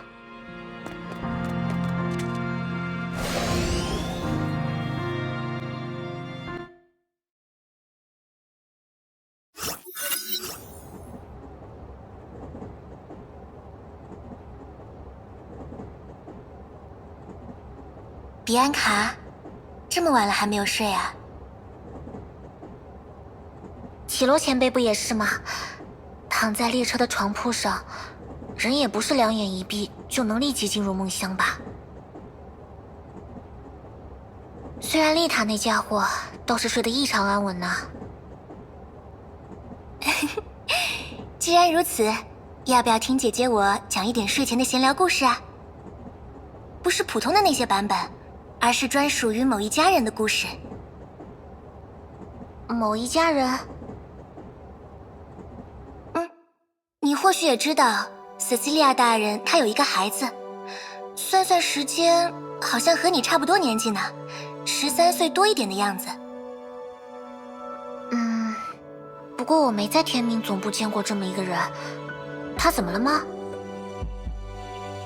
她在出生的时候被寄予厚望，连奥托主教都说，在长大以后，她有可能会成为天命有史以来最强的女武神。这也难怪，毕竟她的爸爸来自一脉相传的卡斯兰娜家族，而她的妈妈又是沙尼亚特家族中圣血最为纯正的一位。人们都期待着这样的一个孩子会成为另一名绿者杀手，成为终结崩坏的又一把钥匙。但从现状来看，好像并非如此呢。至少我没有听说过他。确实呢。话说回来，大概是因为血统的表达互相产生了抑制效果吧。那孩子在出生之后，大家都看不到有什么特殊之处，这让主教多少有些沮丧，却让塞西利亚大人十分开心。啊？为什么要开心？因为这样一来，他的孩子就可以拥有一个和正常人一样的童年了呀。塞西利亚大人，他作为山尼亚特血脉的结晶，当然不希望孩子再去经受和自己一样的命运。只不过，如果那孩子将来长大了，出于自己的意志，想和他的父母一样成为战士，我想，塞西利亚大人也好，那个齐格菲也好，应该也不会阻止吧。因为那是自由意志带来的结果，对吗？只要是一个人经过深思熟虑的决定，即便他刻意去迎合自己所谓的宿命，那也绝不是一种被外力控制的人生。比方说啊，在我的故乡有这么一种说法，每个人在诞生之初就已经被上天定好了某种命运，而每个人度过一生的意义，就是凭借自己的意志去寻找潜在的命运，并让自己的人格在这一过程中得到升华。进一步说，如果一代代人都凭借自己的意志选择了同样的道路，那条道路就会被认为拥有了某种神性，就像天命的3大家族那样吧。从好的角度上说，确实如此。塞西利亚大人并不恐惧这样的宿命，对他来说，更重要的事情在于，这是一个必须由每个人自己确认的事情。无论父母、长辈、上司，还是其他什么人，他们都没有权利，也不可能帮另一个人指定他们人生的意义。如果有谁一定要这样做，那么他也只能让双方都变得不幸。他希望他的孩子能够有充足的时间，在成长的过程中，去慢慢确认自己想走的路。是的，而且就算一个人从小到大都坚持同一个梦想，这些时间对他来说也一样很有必要。为了让一个人能够充分感知到自己的决心，我明白的。你还真是个早熟的孩子呢。谁让我是史上最年轻 A 级女武神的纪录保持者呢？而且，就像你白天说的那样啊，360行，每一行都会有自己的坚持，自己的过人之处。如果没有严肃的态度作为基础，没有那种10年磨一剑的定力，任何人都不可能获得真正的成功，不是吗？看来总结的话反而被你说完了呢。不过聊回之前的话题，提安娜·卡斯拉娜这个名字，你真的完全没有听说过吗？没有。如果你很在意这个，改天或许可以去问问丽塔，毕竟她的工作会接触到更多的传闻或者小道消息。明白了，没事，我只是有些担心罢了。毕竟塞西利亚大人并没有从第2次崩坏的战场上生还，而那个齐格菲，现在据你们所说，也处于失踪状态。这样一想的话，那孩子确实有点可怜呢。不过，天无绝人之路。我曾经在孤儿院生活过，明白失去亲人的痛苦，并不会打倒我们这样的孩子。这只会让我们比别人更能吃苦，更有毅力，更加发愤图强。我们会带着家人们的份，一起活下去。这既是我们的坚持，也是我们的骄傲。我们打心底里相信，命运如果为你关上了一扇门，它也一定会为你打开一扇窗。虽然我不知道那个名叫皮安娜的家伙怀抱着怎样的梦想，但我相信，那一定像我想成为史上最强的女武神一样，不论有多少人觉得荒谬，却终究是一件有可能办到的事。就算失败了，根据船长的说法，在那种拼命证明自己的过程中所付出的努力，最终也会转化成人生中最宝贵的财富。你该不会在暗指我的偶像生涯吧？哎，不是啊，我完全没有往那种角度想过啊。哎呀，我只是开玩笑而已，你可千万不要当真啊！哼，好吧，我总是在和人闲聊的时候也严肃过头。说实话，我有时也会羡慕像你或者丽塔那样举重若轻的样子，但我转念也会想，不对啊，如果真想变成他们那样，我究竟要在自己觉得没有意义的事情上浪费掉多少时间啊？这还真是很有你特色的想法呢，比安卡。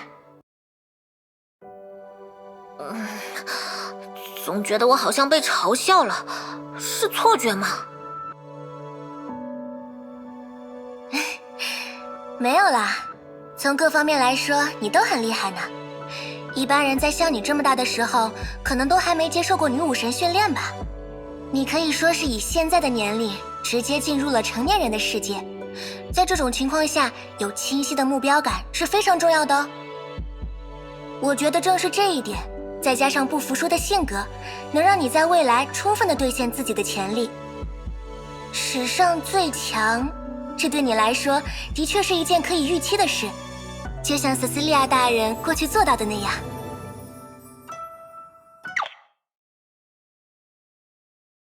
那个偶像，他很喜欢把你和一个叫做 Cecilia 的人做类比。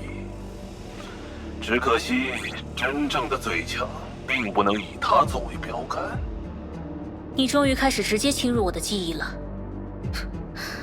很享受干涉别人的感觉吗？享受？我没有那种概念。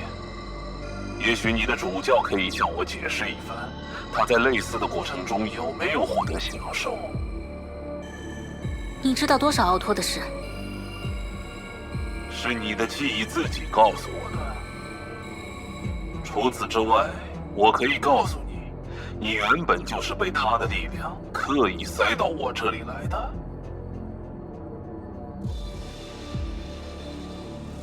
但你和他似乎也不是一伙的。当然，他只是为了自己的计划畅通，为了将我这类变量从他的布局中排除。当他把你投入这里的那一刻，就已经相对的实现了这一层目的。虽说我也不过是世界外的一个看客，但他却是一个将世界的蓝图都可以搅到乱七八糟的小丑。你认为这个世界存在蓝图？哦，看来你还挺擅长从语言的缝隙里捕捉真相。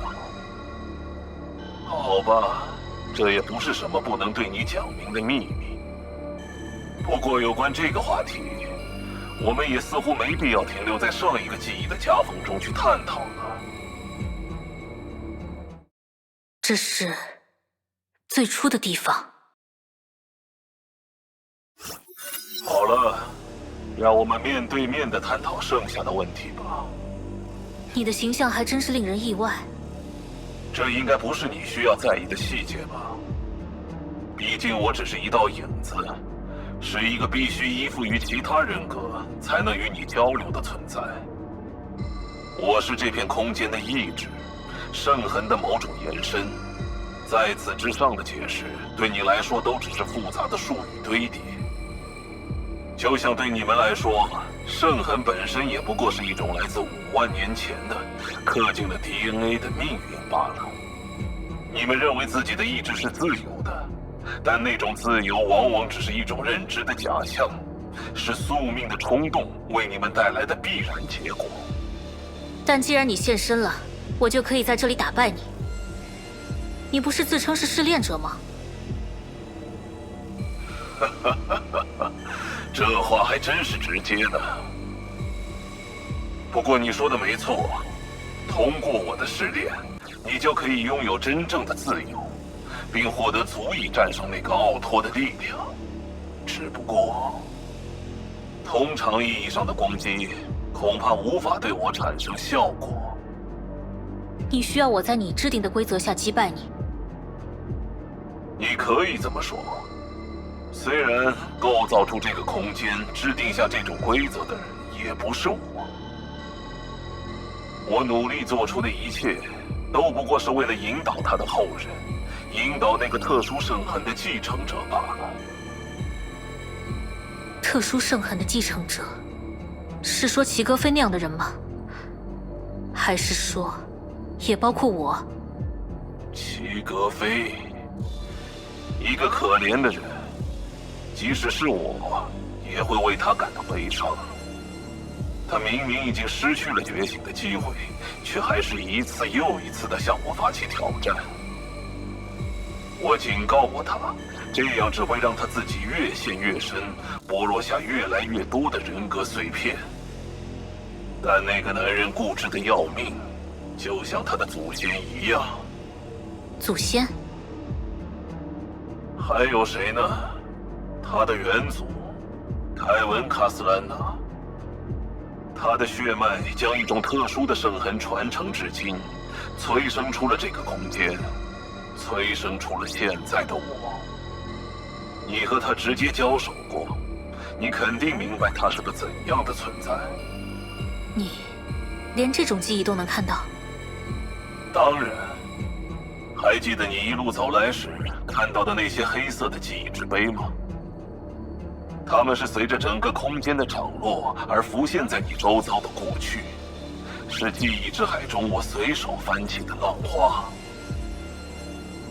也代表着在这个空间中，你越是探索，就越会与我接近，被我束缚。如果你还不确定这当中最本质的原因，在告诉你最后的真相之前，我也不妨让你回顾一些与你自身擦肩而过的记忆。这对你来说多少会有些不公平，但既然你需要从我这里重获自由，那么它就是你必须去面对的事情。准备好了吗？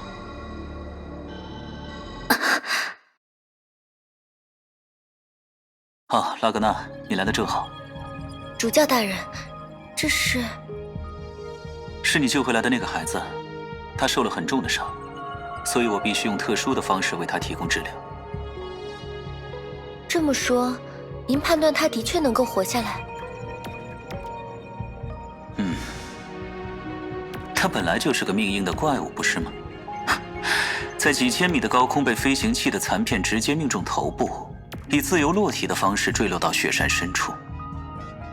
经历了这一切，还能在你发现他的时候拥有生命体征，那得拥有多么异于常人的顽强生命力呀！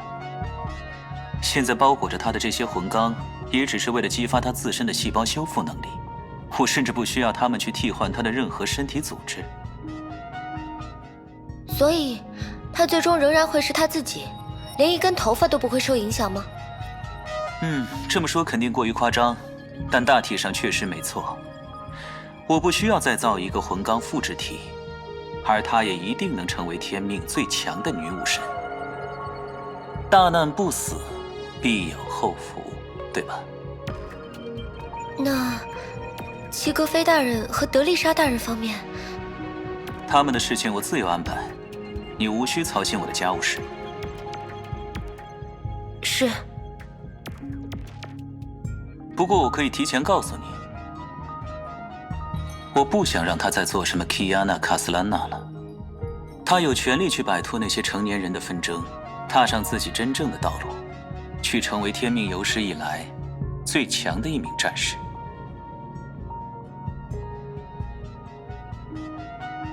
当他再度醒来的时候，他会有一个全新的名字，一个全新的起点。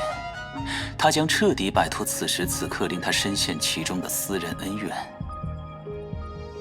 去成为一个更好，也是对天命、对人类的未来更有利的人物。你一定可以理解我的，对吧，拉格纳罗德布洛克小姐？如果他有朝一日意识到了这一切，意识到自己被彻头彻尾的欺骗了，到那时，您打算怎么做？这也不是你应该操心的事，拉格纳。不过我也并不想对你有所敷衍，所以就让我这么说吧。当那个时刻到来的时候，我会给予这孩子一个远比私人恩怨更重要的目标。而一旦他完成了那个目标，他也就顺便达成了对我的复仇。那将是一个皆大欢喜的结局，你不觉得很棒吗？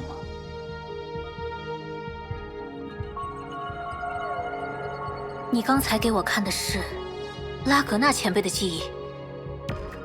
不，那可不是他的记忆。Kiana，不对，这也属于你能够变化的形象吗？只是短暂的一瞬，并没有任何问题。而且像这样代换成你记忆中的熟人，形象还可以保持更长的时间。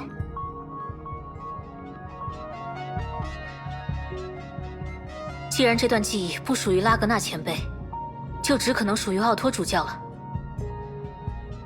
很遗憾，也不是。还记得我刚才说过的话吗？这些记忆是你们被我所束缚的证明。换个角度说，我守护的这片领域，它只能承载同一群人的记忆。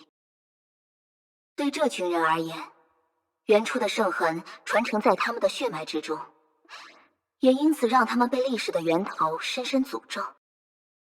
在这里，那些无数代的有意识或无意识的主动或被动的记忆，他们因为共享这条无比特殊的血脉而自发地被我收集，加入了这片名为卡斯兰娜的圣痕空间。所以你是说，刚才的记忆实际上只能来源于第三个当事人？没错，就是记忆中那个被奥托的魂钢包裹，正在接受某种治疗的孩子。回忆一下吧，你至今在这里看到的一切：梅博士的孩子，卡莲父女，德丽莎，齐格菲，还有刚才的那个孩子。他们的体内流着同样的血，沉睡着同样的圣痕。而身处虚数空间的我，与这片圣痕空间，与你发生了某种纠缠。我的记忆因此与他们的记忆混杂在一起，导致我无法正常返回原本的世界，甚至这一切也在奥托的计划之中。合乎情理的推断。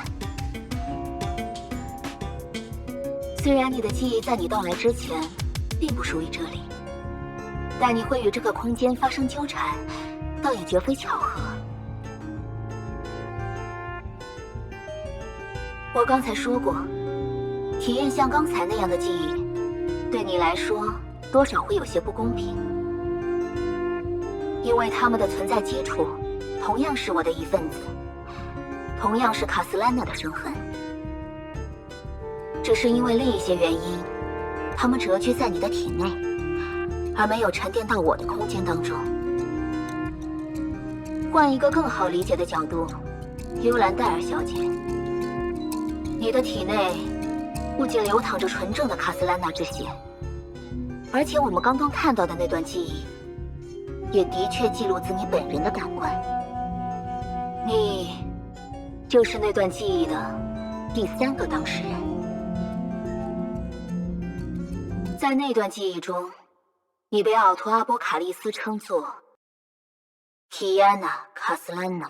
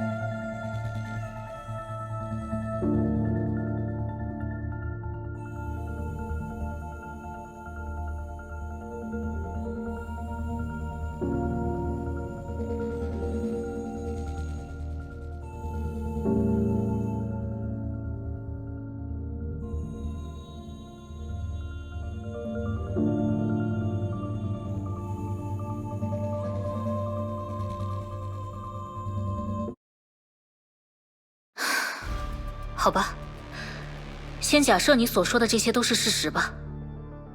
可是，这对于你我而言意义又是什么？它和你能有什么关系？揭露它，对谁又能有好处？它的意义很单纯，尤兰戴尔小姐。既然你来到了这里，你就必须彻底解放卡斯兰娜的伤痕，并用那份力量来战胜我。否则，即使是我，也没有办法让你离开。哼。那么，你应该也不介意我做个实验吧？实验？关于是不是只能凭借你口中那个圣痕的力量，才能击败你的实验？好吧，可我必须提醒你，你现在思考的那种事，齐格菲·卡斯兰娜已经尝试过无数回了。因为是第一次，所以我会手下留情的。不过，也希望你能点到为止了。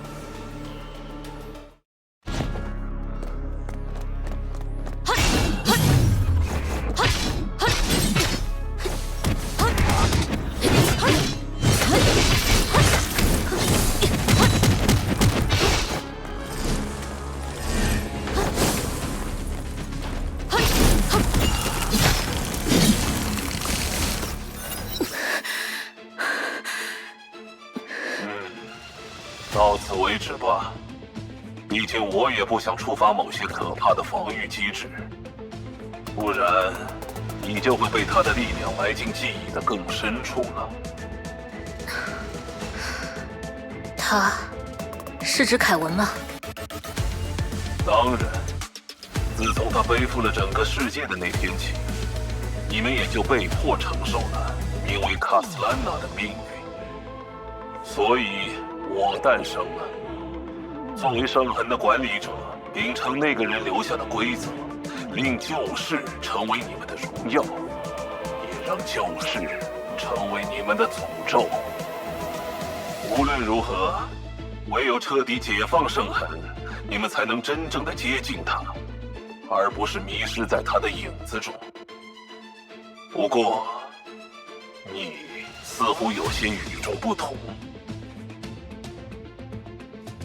虽然齐格飞的确没有更好的选择，但你或许会与他有所不同。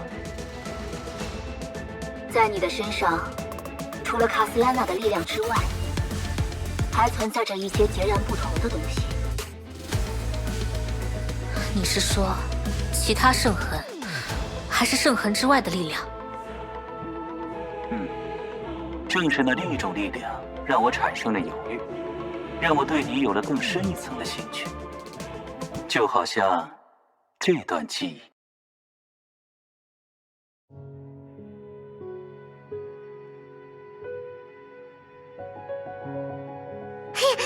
像醒了。嘘，说话轻一点，万一他觉得你吵，可是要发脾气的。没关系的，孩子他爸。你看，他不是正在笑吗？提安娜最喜欢德丽莎小姨啦，对不对？好吧，是你比较厉害。可为什么我说话声音一大他就……你看你整个人都凶巴巴的，那当然要更温柔一点才像个爸爸，是不是呀，提安娜？啊？哼！好啦，齐格飞，你也别闹脾气。女孩子长大以后，一般都还是很喜欢爸爸的。我可没闹脾气啊，老婆大人。按现在孩子的路数，他以后能认我这个爹就算不错了。你还说你没闹脾气呢？提安娜，我们要拿你这个臭老爸怎么办？我们一起打他好不好？嘿，嘿，嘿，嘿！哎，我投降，我投降！你看，你女儿真的很喜欢你呢，是不是？啊，这算是哪门子的喜欢啊？她明明只喜欢打我。那不也挺好嘛，省得他以后长成你们卡斯拉娜那样的愣头青呢。喂，你难道就不算卡斯兰娜？再说，我已经和普通的卡斯兰娜很不一样了，好吧？德丽莎，在这一点上你还真得承认，齐格飞他是比我们要强。在过去，我们所有人都没有选择自己人生的权利，但只有他会想方设法，以自己的方式去确认自己生活在世界上的意义。虽说我们都不希望让孩子重复自己的轨迹，但唯独这一点，我期待着他会像自己的父亲一样。Cecilia， 当了妈妈之后，我发现我会因为他与自己相似而骄傲，却也会因为他与自己相似而悲伤。骄傲于他的天赋与传承，悲伤于这天赋与传承可能带给他的苦难和伤痛。我曾经因为主教大人觉得他并没有什么特殊之处而开心不已，但如果等他长大了，真的想走和我们类似的人生道路，那我想我们也绝不应该去刻意阻拦。毕竟归根结底，每个人的人生都是那个人自己的人生，只要这个人自己活得开心，过得快乐，只要他能为自己创造出新的未来，那么即使是父母也无权去干涉孩子自己深思熟虑后的选择。我可能没有 Cecilia 那么会说，但即使他这么喜欢打我，我也能明白他对我们那种发自内心的信赖和依恋。我绝对不想辜负这样一种纯真的情感。无论如何，我都要帮助他，让他有机会成为一个更好的人。我想这就是为人父母的意义吧。齐格飞，你这个满脑子肌肉的人，竟然偶尔也能说出这么有道理的话。喂，你这小矮子，把我当成什么人了？你说谁是小矮子呢？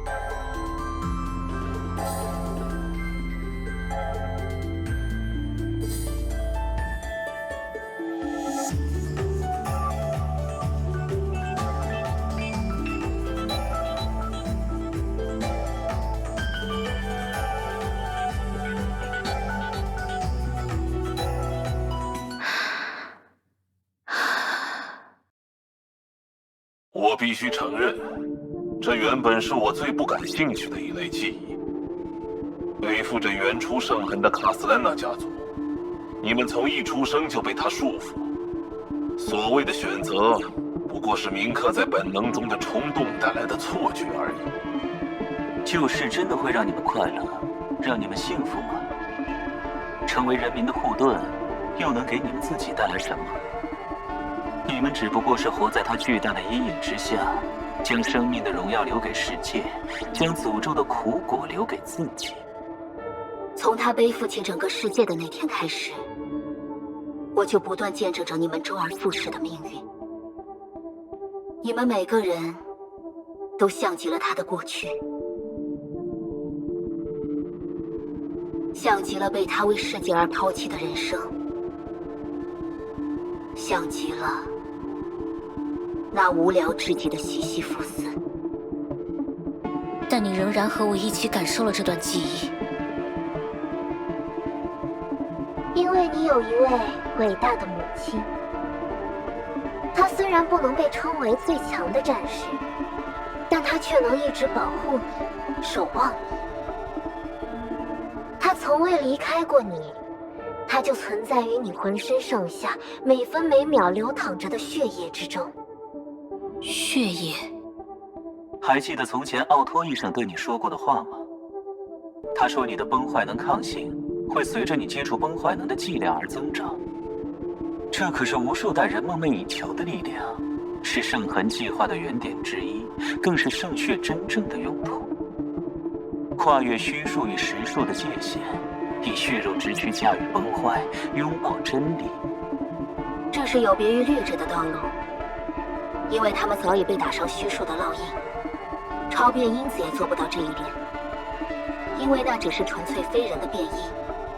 普通的卡斯兰娜或沙尼亚特更做不到这一点，因为他们的肉体根本无法与世界的本源相调和。这是唯有你能够去做的事，也是唯有你可以成功的事。这也是我渐渐对你发生兴趣的根本原因。你的人生，你的价值，将远远胜过那些令人感到麻木、空虚和厌倦，对拯救世界毫无帮助的卡斯兰娜悲剧。听起来很厉害的样子，但你是不是搞错了什么？你看过太多的记忆，这反而让你忘记了一些关键的事情。在你看来，或许有许多像齐格飞这样的人，他们一遍又一遍地重复着祖先的命运，却又始终不得要领。但那只是他们人生的结果，而结果并不具有绝对的意义。拯救世界就是一种绝对的意义。确实，而且像那样的绝对意义，也绝对不止拯救世界这一种。但达不到那种极致的人生，难道就是令人厌倦的故事，就能够被麻木、空虚这样的词汇去贬低吗？正因为你是圣痕的意志，正因为你有机会看到他们所有人的人生，你才更不应该忘记，你看过的所有记忆，他们都属于某个活生生的人类，属于在压力、痛苦、绝望之中，仍然会做出选择、负重前行的人类。人生于世，它的价值绝没有你看到的那样简单。即使是抱憾至今的齐格飞，即使是被套上绞索的卡莲，他们的人生难道就晦暗无光？他们的过往难道就缺乏价值？你试图说服我，每个人的人生都值得足够的尊重，无论成败。但我是圣痕的意志，是一道自5万年前起就已经如此工作的规则。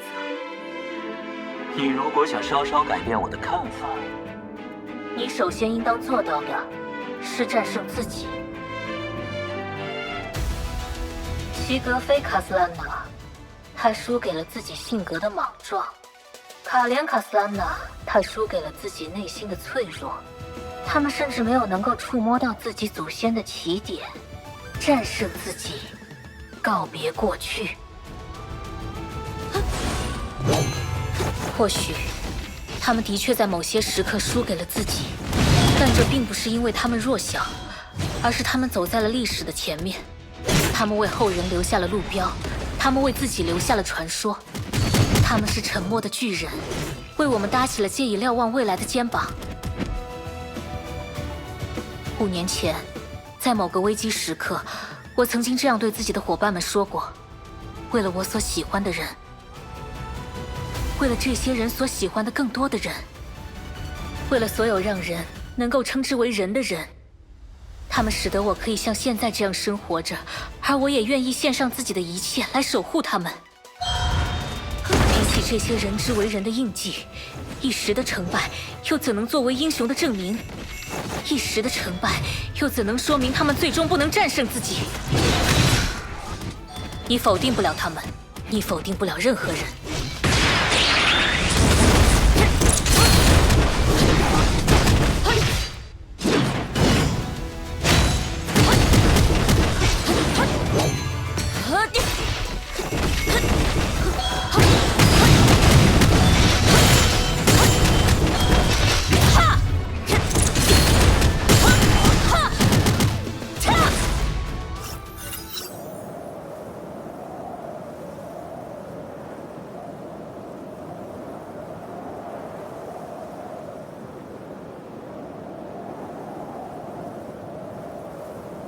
时隔半年，我们又见面了。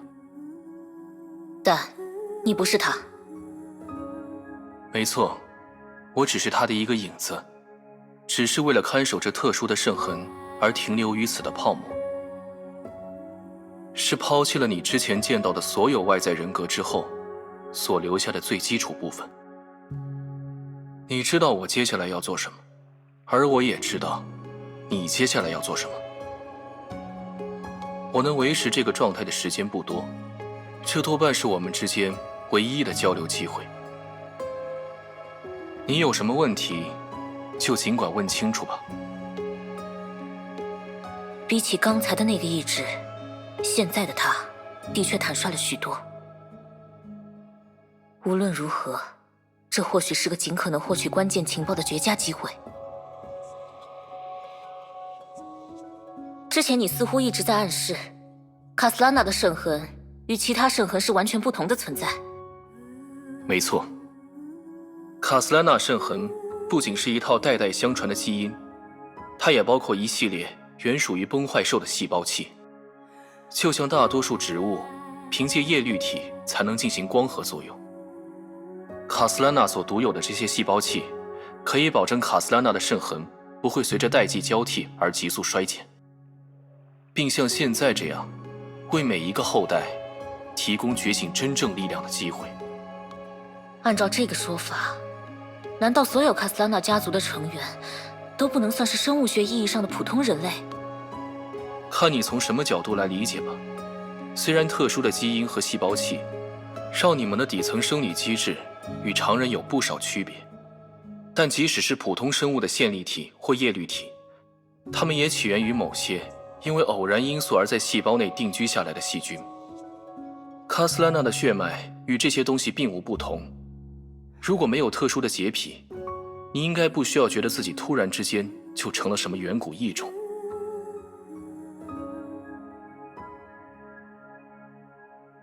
我记得你之前提到过，你认为奥托是有意将我流放到这个空间里。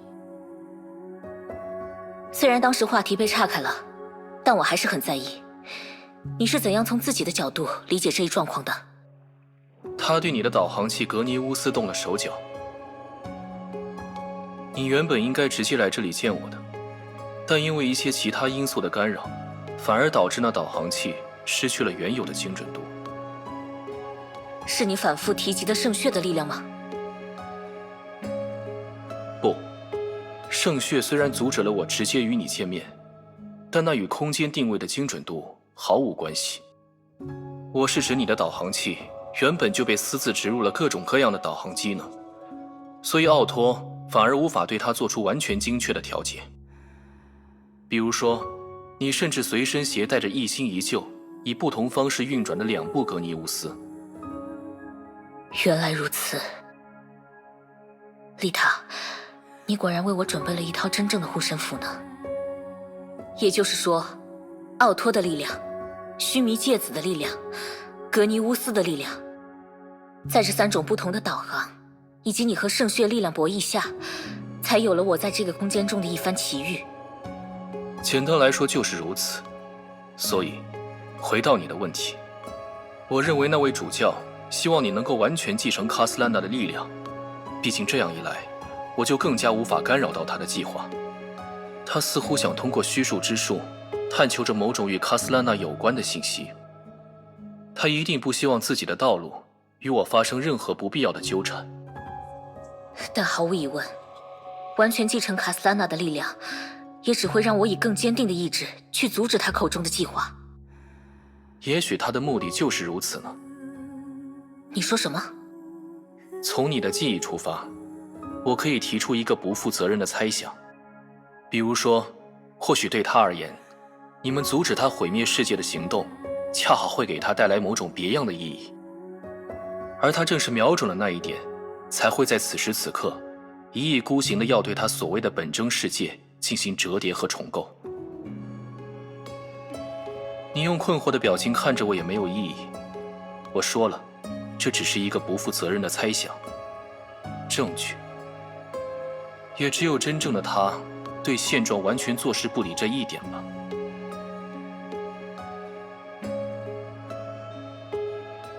这片空间，我一开始以为它是虚数空间中的某种残渣，但你却说这里是自有其结构和来源的圣痕空间。这其实都是一回事，无非视角不同罢了。圣痕和圣痕空间原本就是一种不达标的失败品。他曾尝试用圣痕将人类的意志与虚数空间直接相连，但结果并不尽如人意。所以，他们才不得已制定了圣痕计划，一向以这种失败品为代价，去换取人类与文明未来的计划。其附带结果，便是只有像你这样的人，才有机会跨越时代，去见证那个残酷而欣欣向荣的明天。我们固然不能接受被崩坏消灭，但我们也同样无法接受如此激进的计划。我理解，但那是超出我认知的事。我只是圣痕的意志，我不会反对任何对战胜崩坏有利的尝试，但对于真正的他来说，你们需要认识到，他的同情心或许和你们并不处于同一时间维度上。不在同一时间维度上？更详细的情况，恕我无可奉告。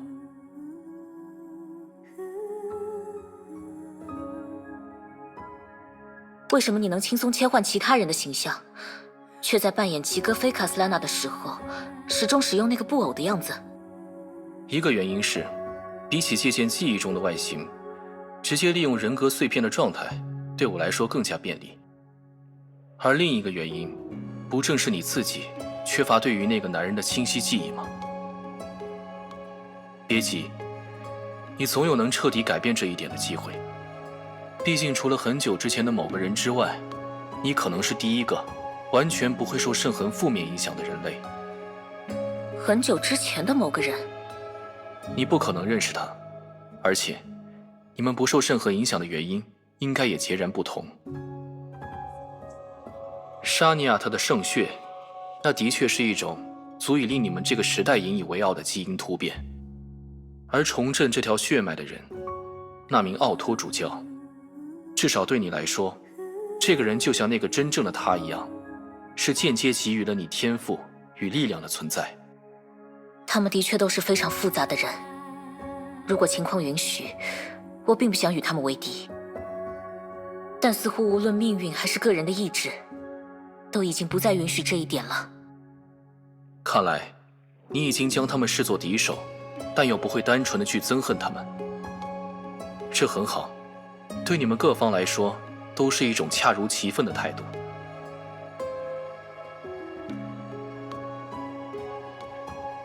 我曾听说，卡斯兰娜家族拥有一个家族意志，会在他们陷入绝境的时候设法帮助他们。那个意志，难道就是你？看你怎么理解吧。我的职责，只是帮助他们觉醒蕴藏在圣痕中的力量。其余的事，或者附属于圣痕本身，或者如你之前所说，只是他们自己的不屈不挠罢了。况且，偶尔发生意外的时候，真正的他会亲自来接管我的职责。不过那都是他被封印在量子之海，在世界的外侧无所事事时的意识了。现在他重获了自由，我不认为他还会对这边的事产生多少兴趣。你的意思是，他抛弃了自己的后代？还是看你怎么理解吧。对那个男人来说，只是他认为自己背负了一项过重的罪责，因此主动选择远离自己的血亲而已。圣痕计划？可能还不仅如此，但更多的细节，即使是我也无从知晓。毕竟我并不是真正的他。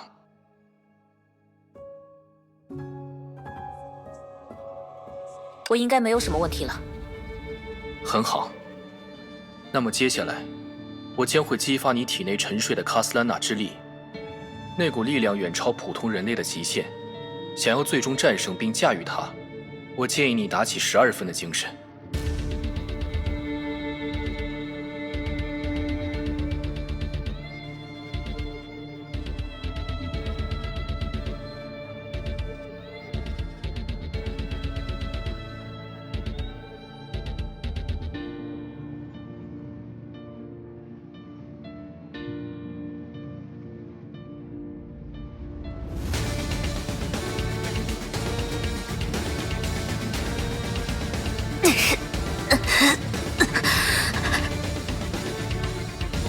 没事的，我的孩子。那不是属于你的罪业，那也不是只能由你一人扛下的责任。像这种时候，就适当依赖一下妈妈的力量吧。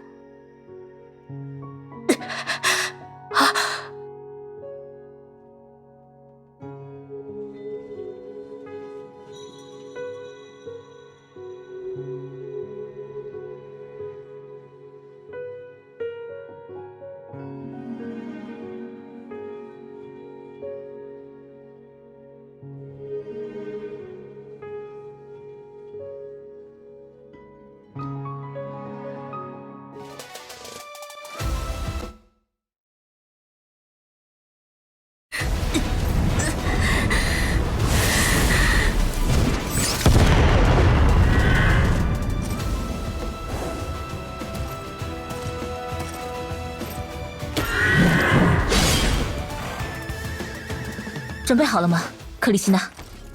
看来我成功了，裁决者。不，跨越罪业与荣光之人，你还有最后的一步要走。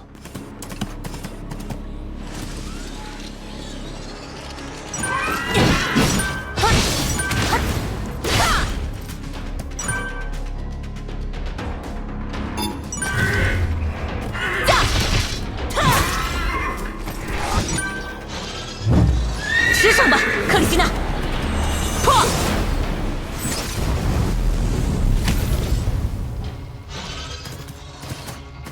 击败这血脉中的丑陋，证明你拥有独一无二、只属于自己的崭新传承吧。人马一体！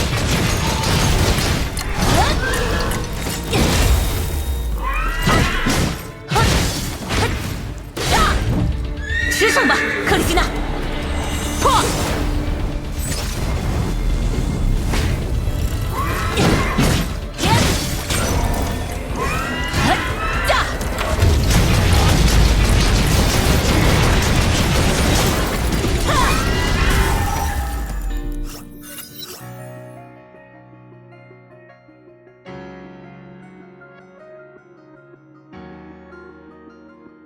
你真的通过了那道试炼，跨越了旧时的宿命，以人类之姿跻身天元。我并不是靠自己才做到这些的。我知道，但因为这一点，就可以否定你个人的努力吗？所谓生命，本就是一边传承一边革新，在前进的道路上永不止步的存在。所以，我感谢自己能够站在巨人们的肩上。但当这些巨人反过来威胁到世界的存续时，我也必须去阻止他们。至少，要让他们我行我素的道路，不会伤害到这个生生不息的人的世界。你不必为此而感到矛盾。阻止老顽固们的我行我素，这原本就是年轻人存在于世界上的意义。即使我只是一个微不足道的人格碎片，我也能感受到那位齐格飞身上所包含的热情。他是一个真正的男人，我相信直到时间的尽头，他都会拥有一颗少年般的心。你确实恢复记忆了。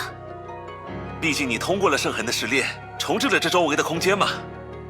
我最终会回到那个真正的我身上。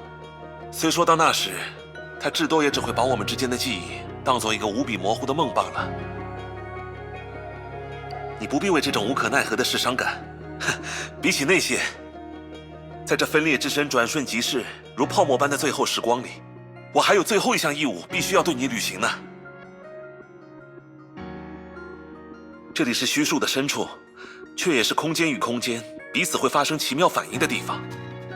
虽说以我的能力而言，恐怕也只能做到把另外一边的信息单向传递给你的程度，但无论如何，这都是我应该为你去尽力完成的义务。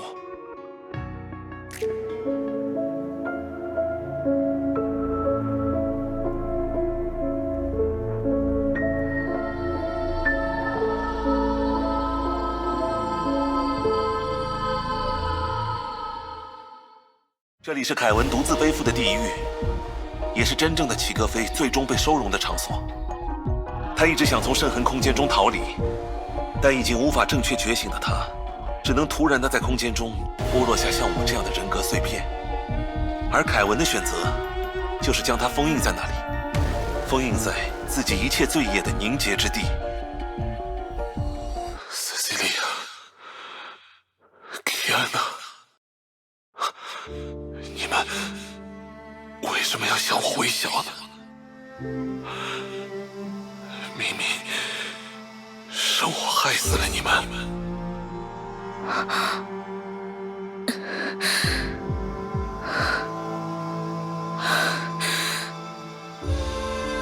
不，齐格飞先生，你的亲生女儿，她还活着，她就在这里。这是单向通信，他不会听到我们所说的任何话，尤兰戴尔。这，我当然明白。只是，我需要告诉自己，总有一天，我要设法让他知道，他人生的诸多遗憾中，有一个只是命运的误会罢了。这或许是我以自己的身份，能给予他的唯一慰藉了。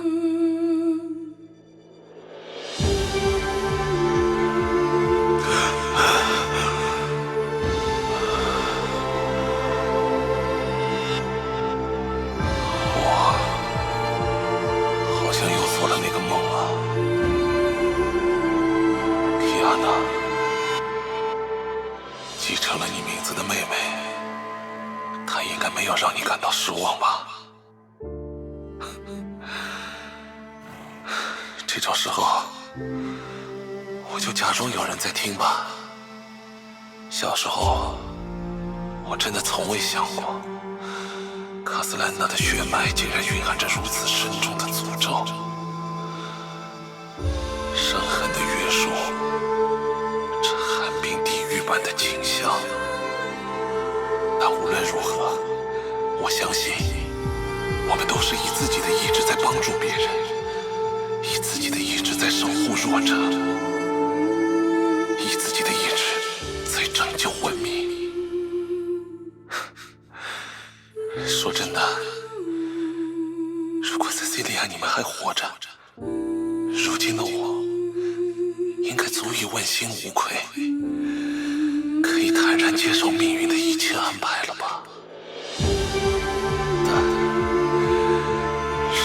但是你们像真正的卡斯兰娜一样离开了，只留下了我和他。所以，我必须像现在这样给自己打气。明知希望渺茫，我也会坚持对自己说，我一定要离开这里，一定要回到那孩子的身边，亲口告诉他，我一切安好。这应该是我如今能给予他的最大的慰藉了。看来我也必须。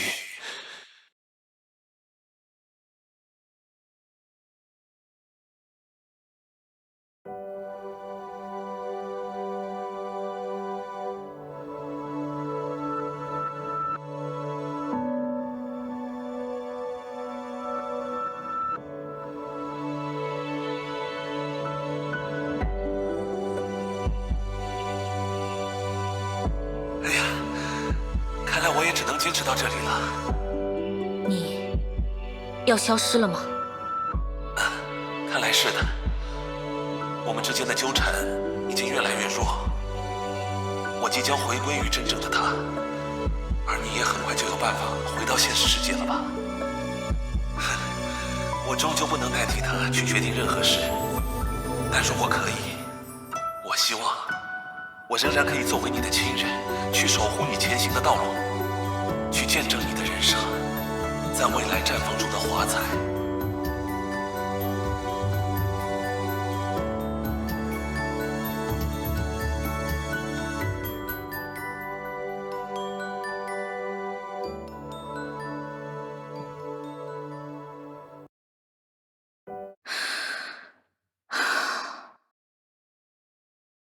无论如何，我一定会和基亚娜一起找到你的，我们的父亲。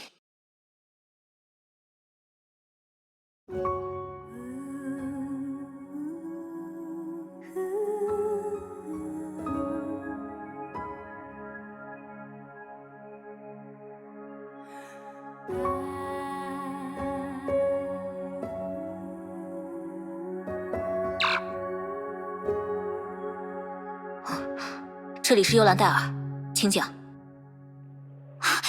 幽兰戴尔大人，丽塔，是你吗？当然，幽兰戴尔大人，您还好吗？有没有遇到什么危险？我没事，抱歉让你担心了。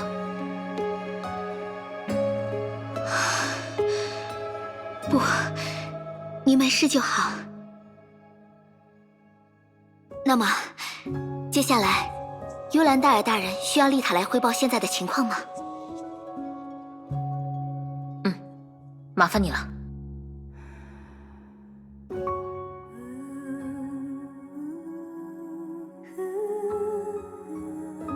约束律者的全能，这……看来我的确需要抓紧时间赶回去了。话虽如此，但正确的时机也是很重要的。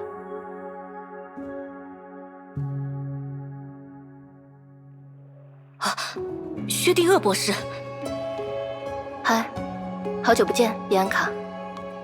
其实，在早些时候，我就想设法联系你们，但丽塔坚持要先瞒着你。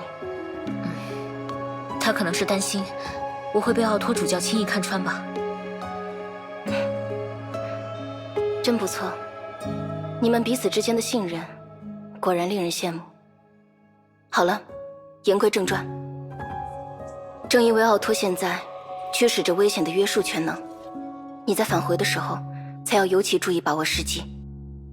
是因为担心我在返回的途中被那个全能劫击吗？这的确是一方面的原因，而另一方面，根据我利用须弥戒指打探到的情报，德丽莎大人很可能会使用一种特殊的方式去正面对抗约束的全能，也就是神之剑犹大的誓约第0额定功率。他打算让律者的全能彼此抵消吗？很有可能，所以幽兰戴尔大人在返回的途中，有可能会受到他们的双重影响，导致情况更加危险。但我不能就这样留在这里。我很幸运，虽然一度被困在这虚数空间，但也因为如此，我获得了新的力量，也知道了，不，没什么。总之，我认为自己有责任去继续完成我之前对主教发起的那场质询。毕竟这是身为天命成员的一种责任，毕竟这一次，他可能真的想要全盘否定整个世界。我明白了，尤兰戴尔大人，您说的这些的确都很重要，但丽塔也希望您能够相信薛定谔博士的判断。毕竟，即使只从对抗主教大人的角度出发，他的立场也远比我们更为坚决，不是吗？你说的有道理，刚才是我太心急了。没关系，丽塔理解这种心情，而且正因为如此，我们才有一件只有幽兰戴尔大人才能做到的事，想拜托你。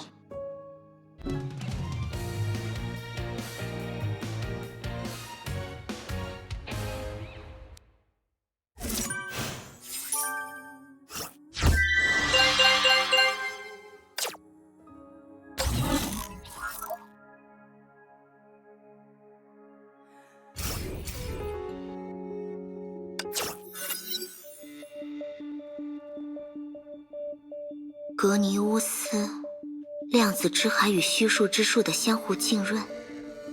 薛定谔博士，如果我们因地制宜的做点什么，是不是对幽兰戴尔大人来说会更有帮助呢？看来你搜索不稳定空间的能力又变强了，丽塔。你应该是知道在这一带，格尼乌斯的信号强度足以联络上我，所以才故意说给我听的吧？丽塔只是运气一贯比较好而已。不说这些客套话了，薛定谔博士，从你那边的角度来观察，幽兰戴尔大人的情况怎么样？他还活着。我知道。那我知道的并不比你更多。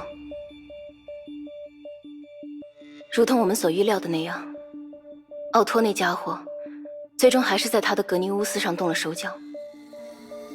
我们就是预判到了这一点，才在你的旧版格尼乌斯里追加那个空间索引程序，不是吗？话虽如此，但我还是会担心幽兰戴尔大人会不会遇到某些意料之外的困难呀。所以你是想问我，如果一定要亲自确认他在虚数空间中的状况，身处量子之海的你此刻有没有什么具体的办法？这也是女仆应尽的职责嘛。好吧，丑话我先说在前面。以经验来说，你想要从量子之海跨越空间屏障，去和仍在虚数空间的比安卡建立实时联系，那几乎是不可能的。不过的确，凡事总有例外，总会有一些极其稀有的浸润状况，能让你从量子之海直接联络到虚数空间。但为了找到这样的空间坐标，你需要付出的时间，或许不比单纯的等待比安卡归来要短。如果即使这样也不要紧，那我倒是可以在接下来引导你去一些特别的地方。是特殊的量子空间吗？你的这种概括太笼统了，等于什么也没说。不过那些地方也的确是碎片中的碎片，幻觉中的幻觉。所以不论接下来你看到了任何奇怪的景色，也都不要被他们的表象蒙蔽双眼。毕竟我会引导你去的边际空间都是些被虚数之术吸收殆尽的世界泡残片。原来如此，是利用行将消逝的他们来跨越空间的自然屏障吗？对，所以这是一件相当看运气的事。心情上准备好了就出发吧，我们还有很多技术细节需要边走边说。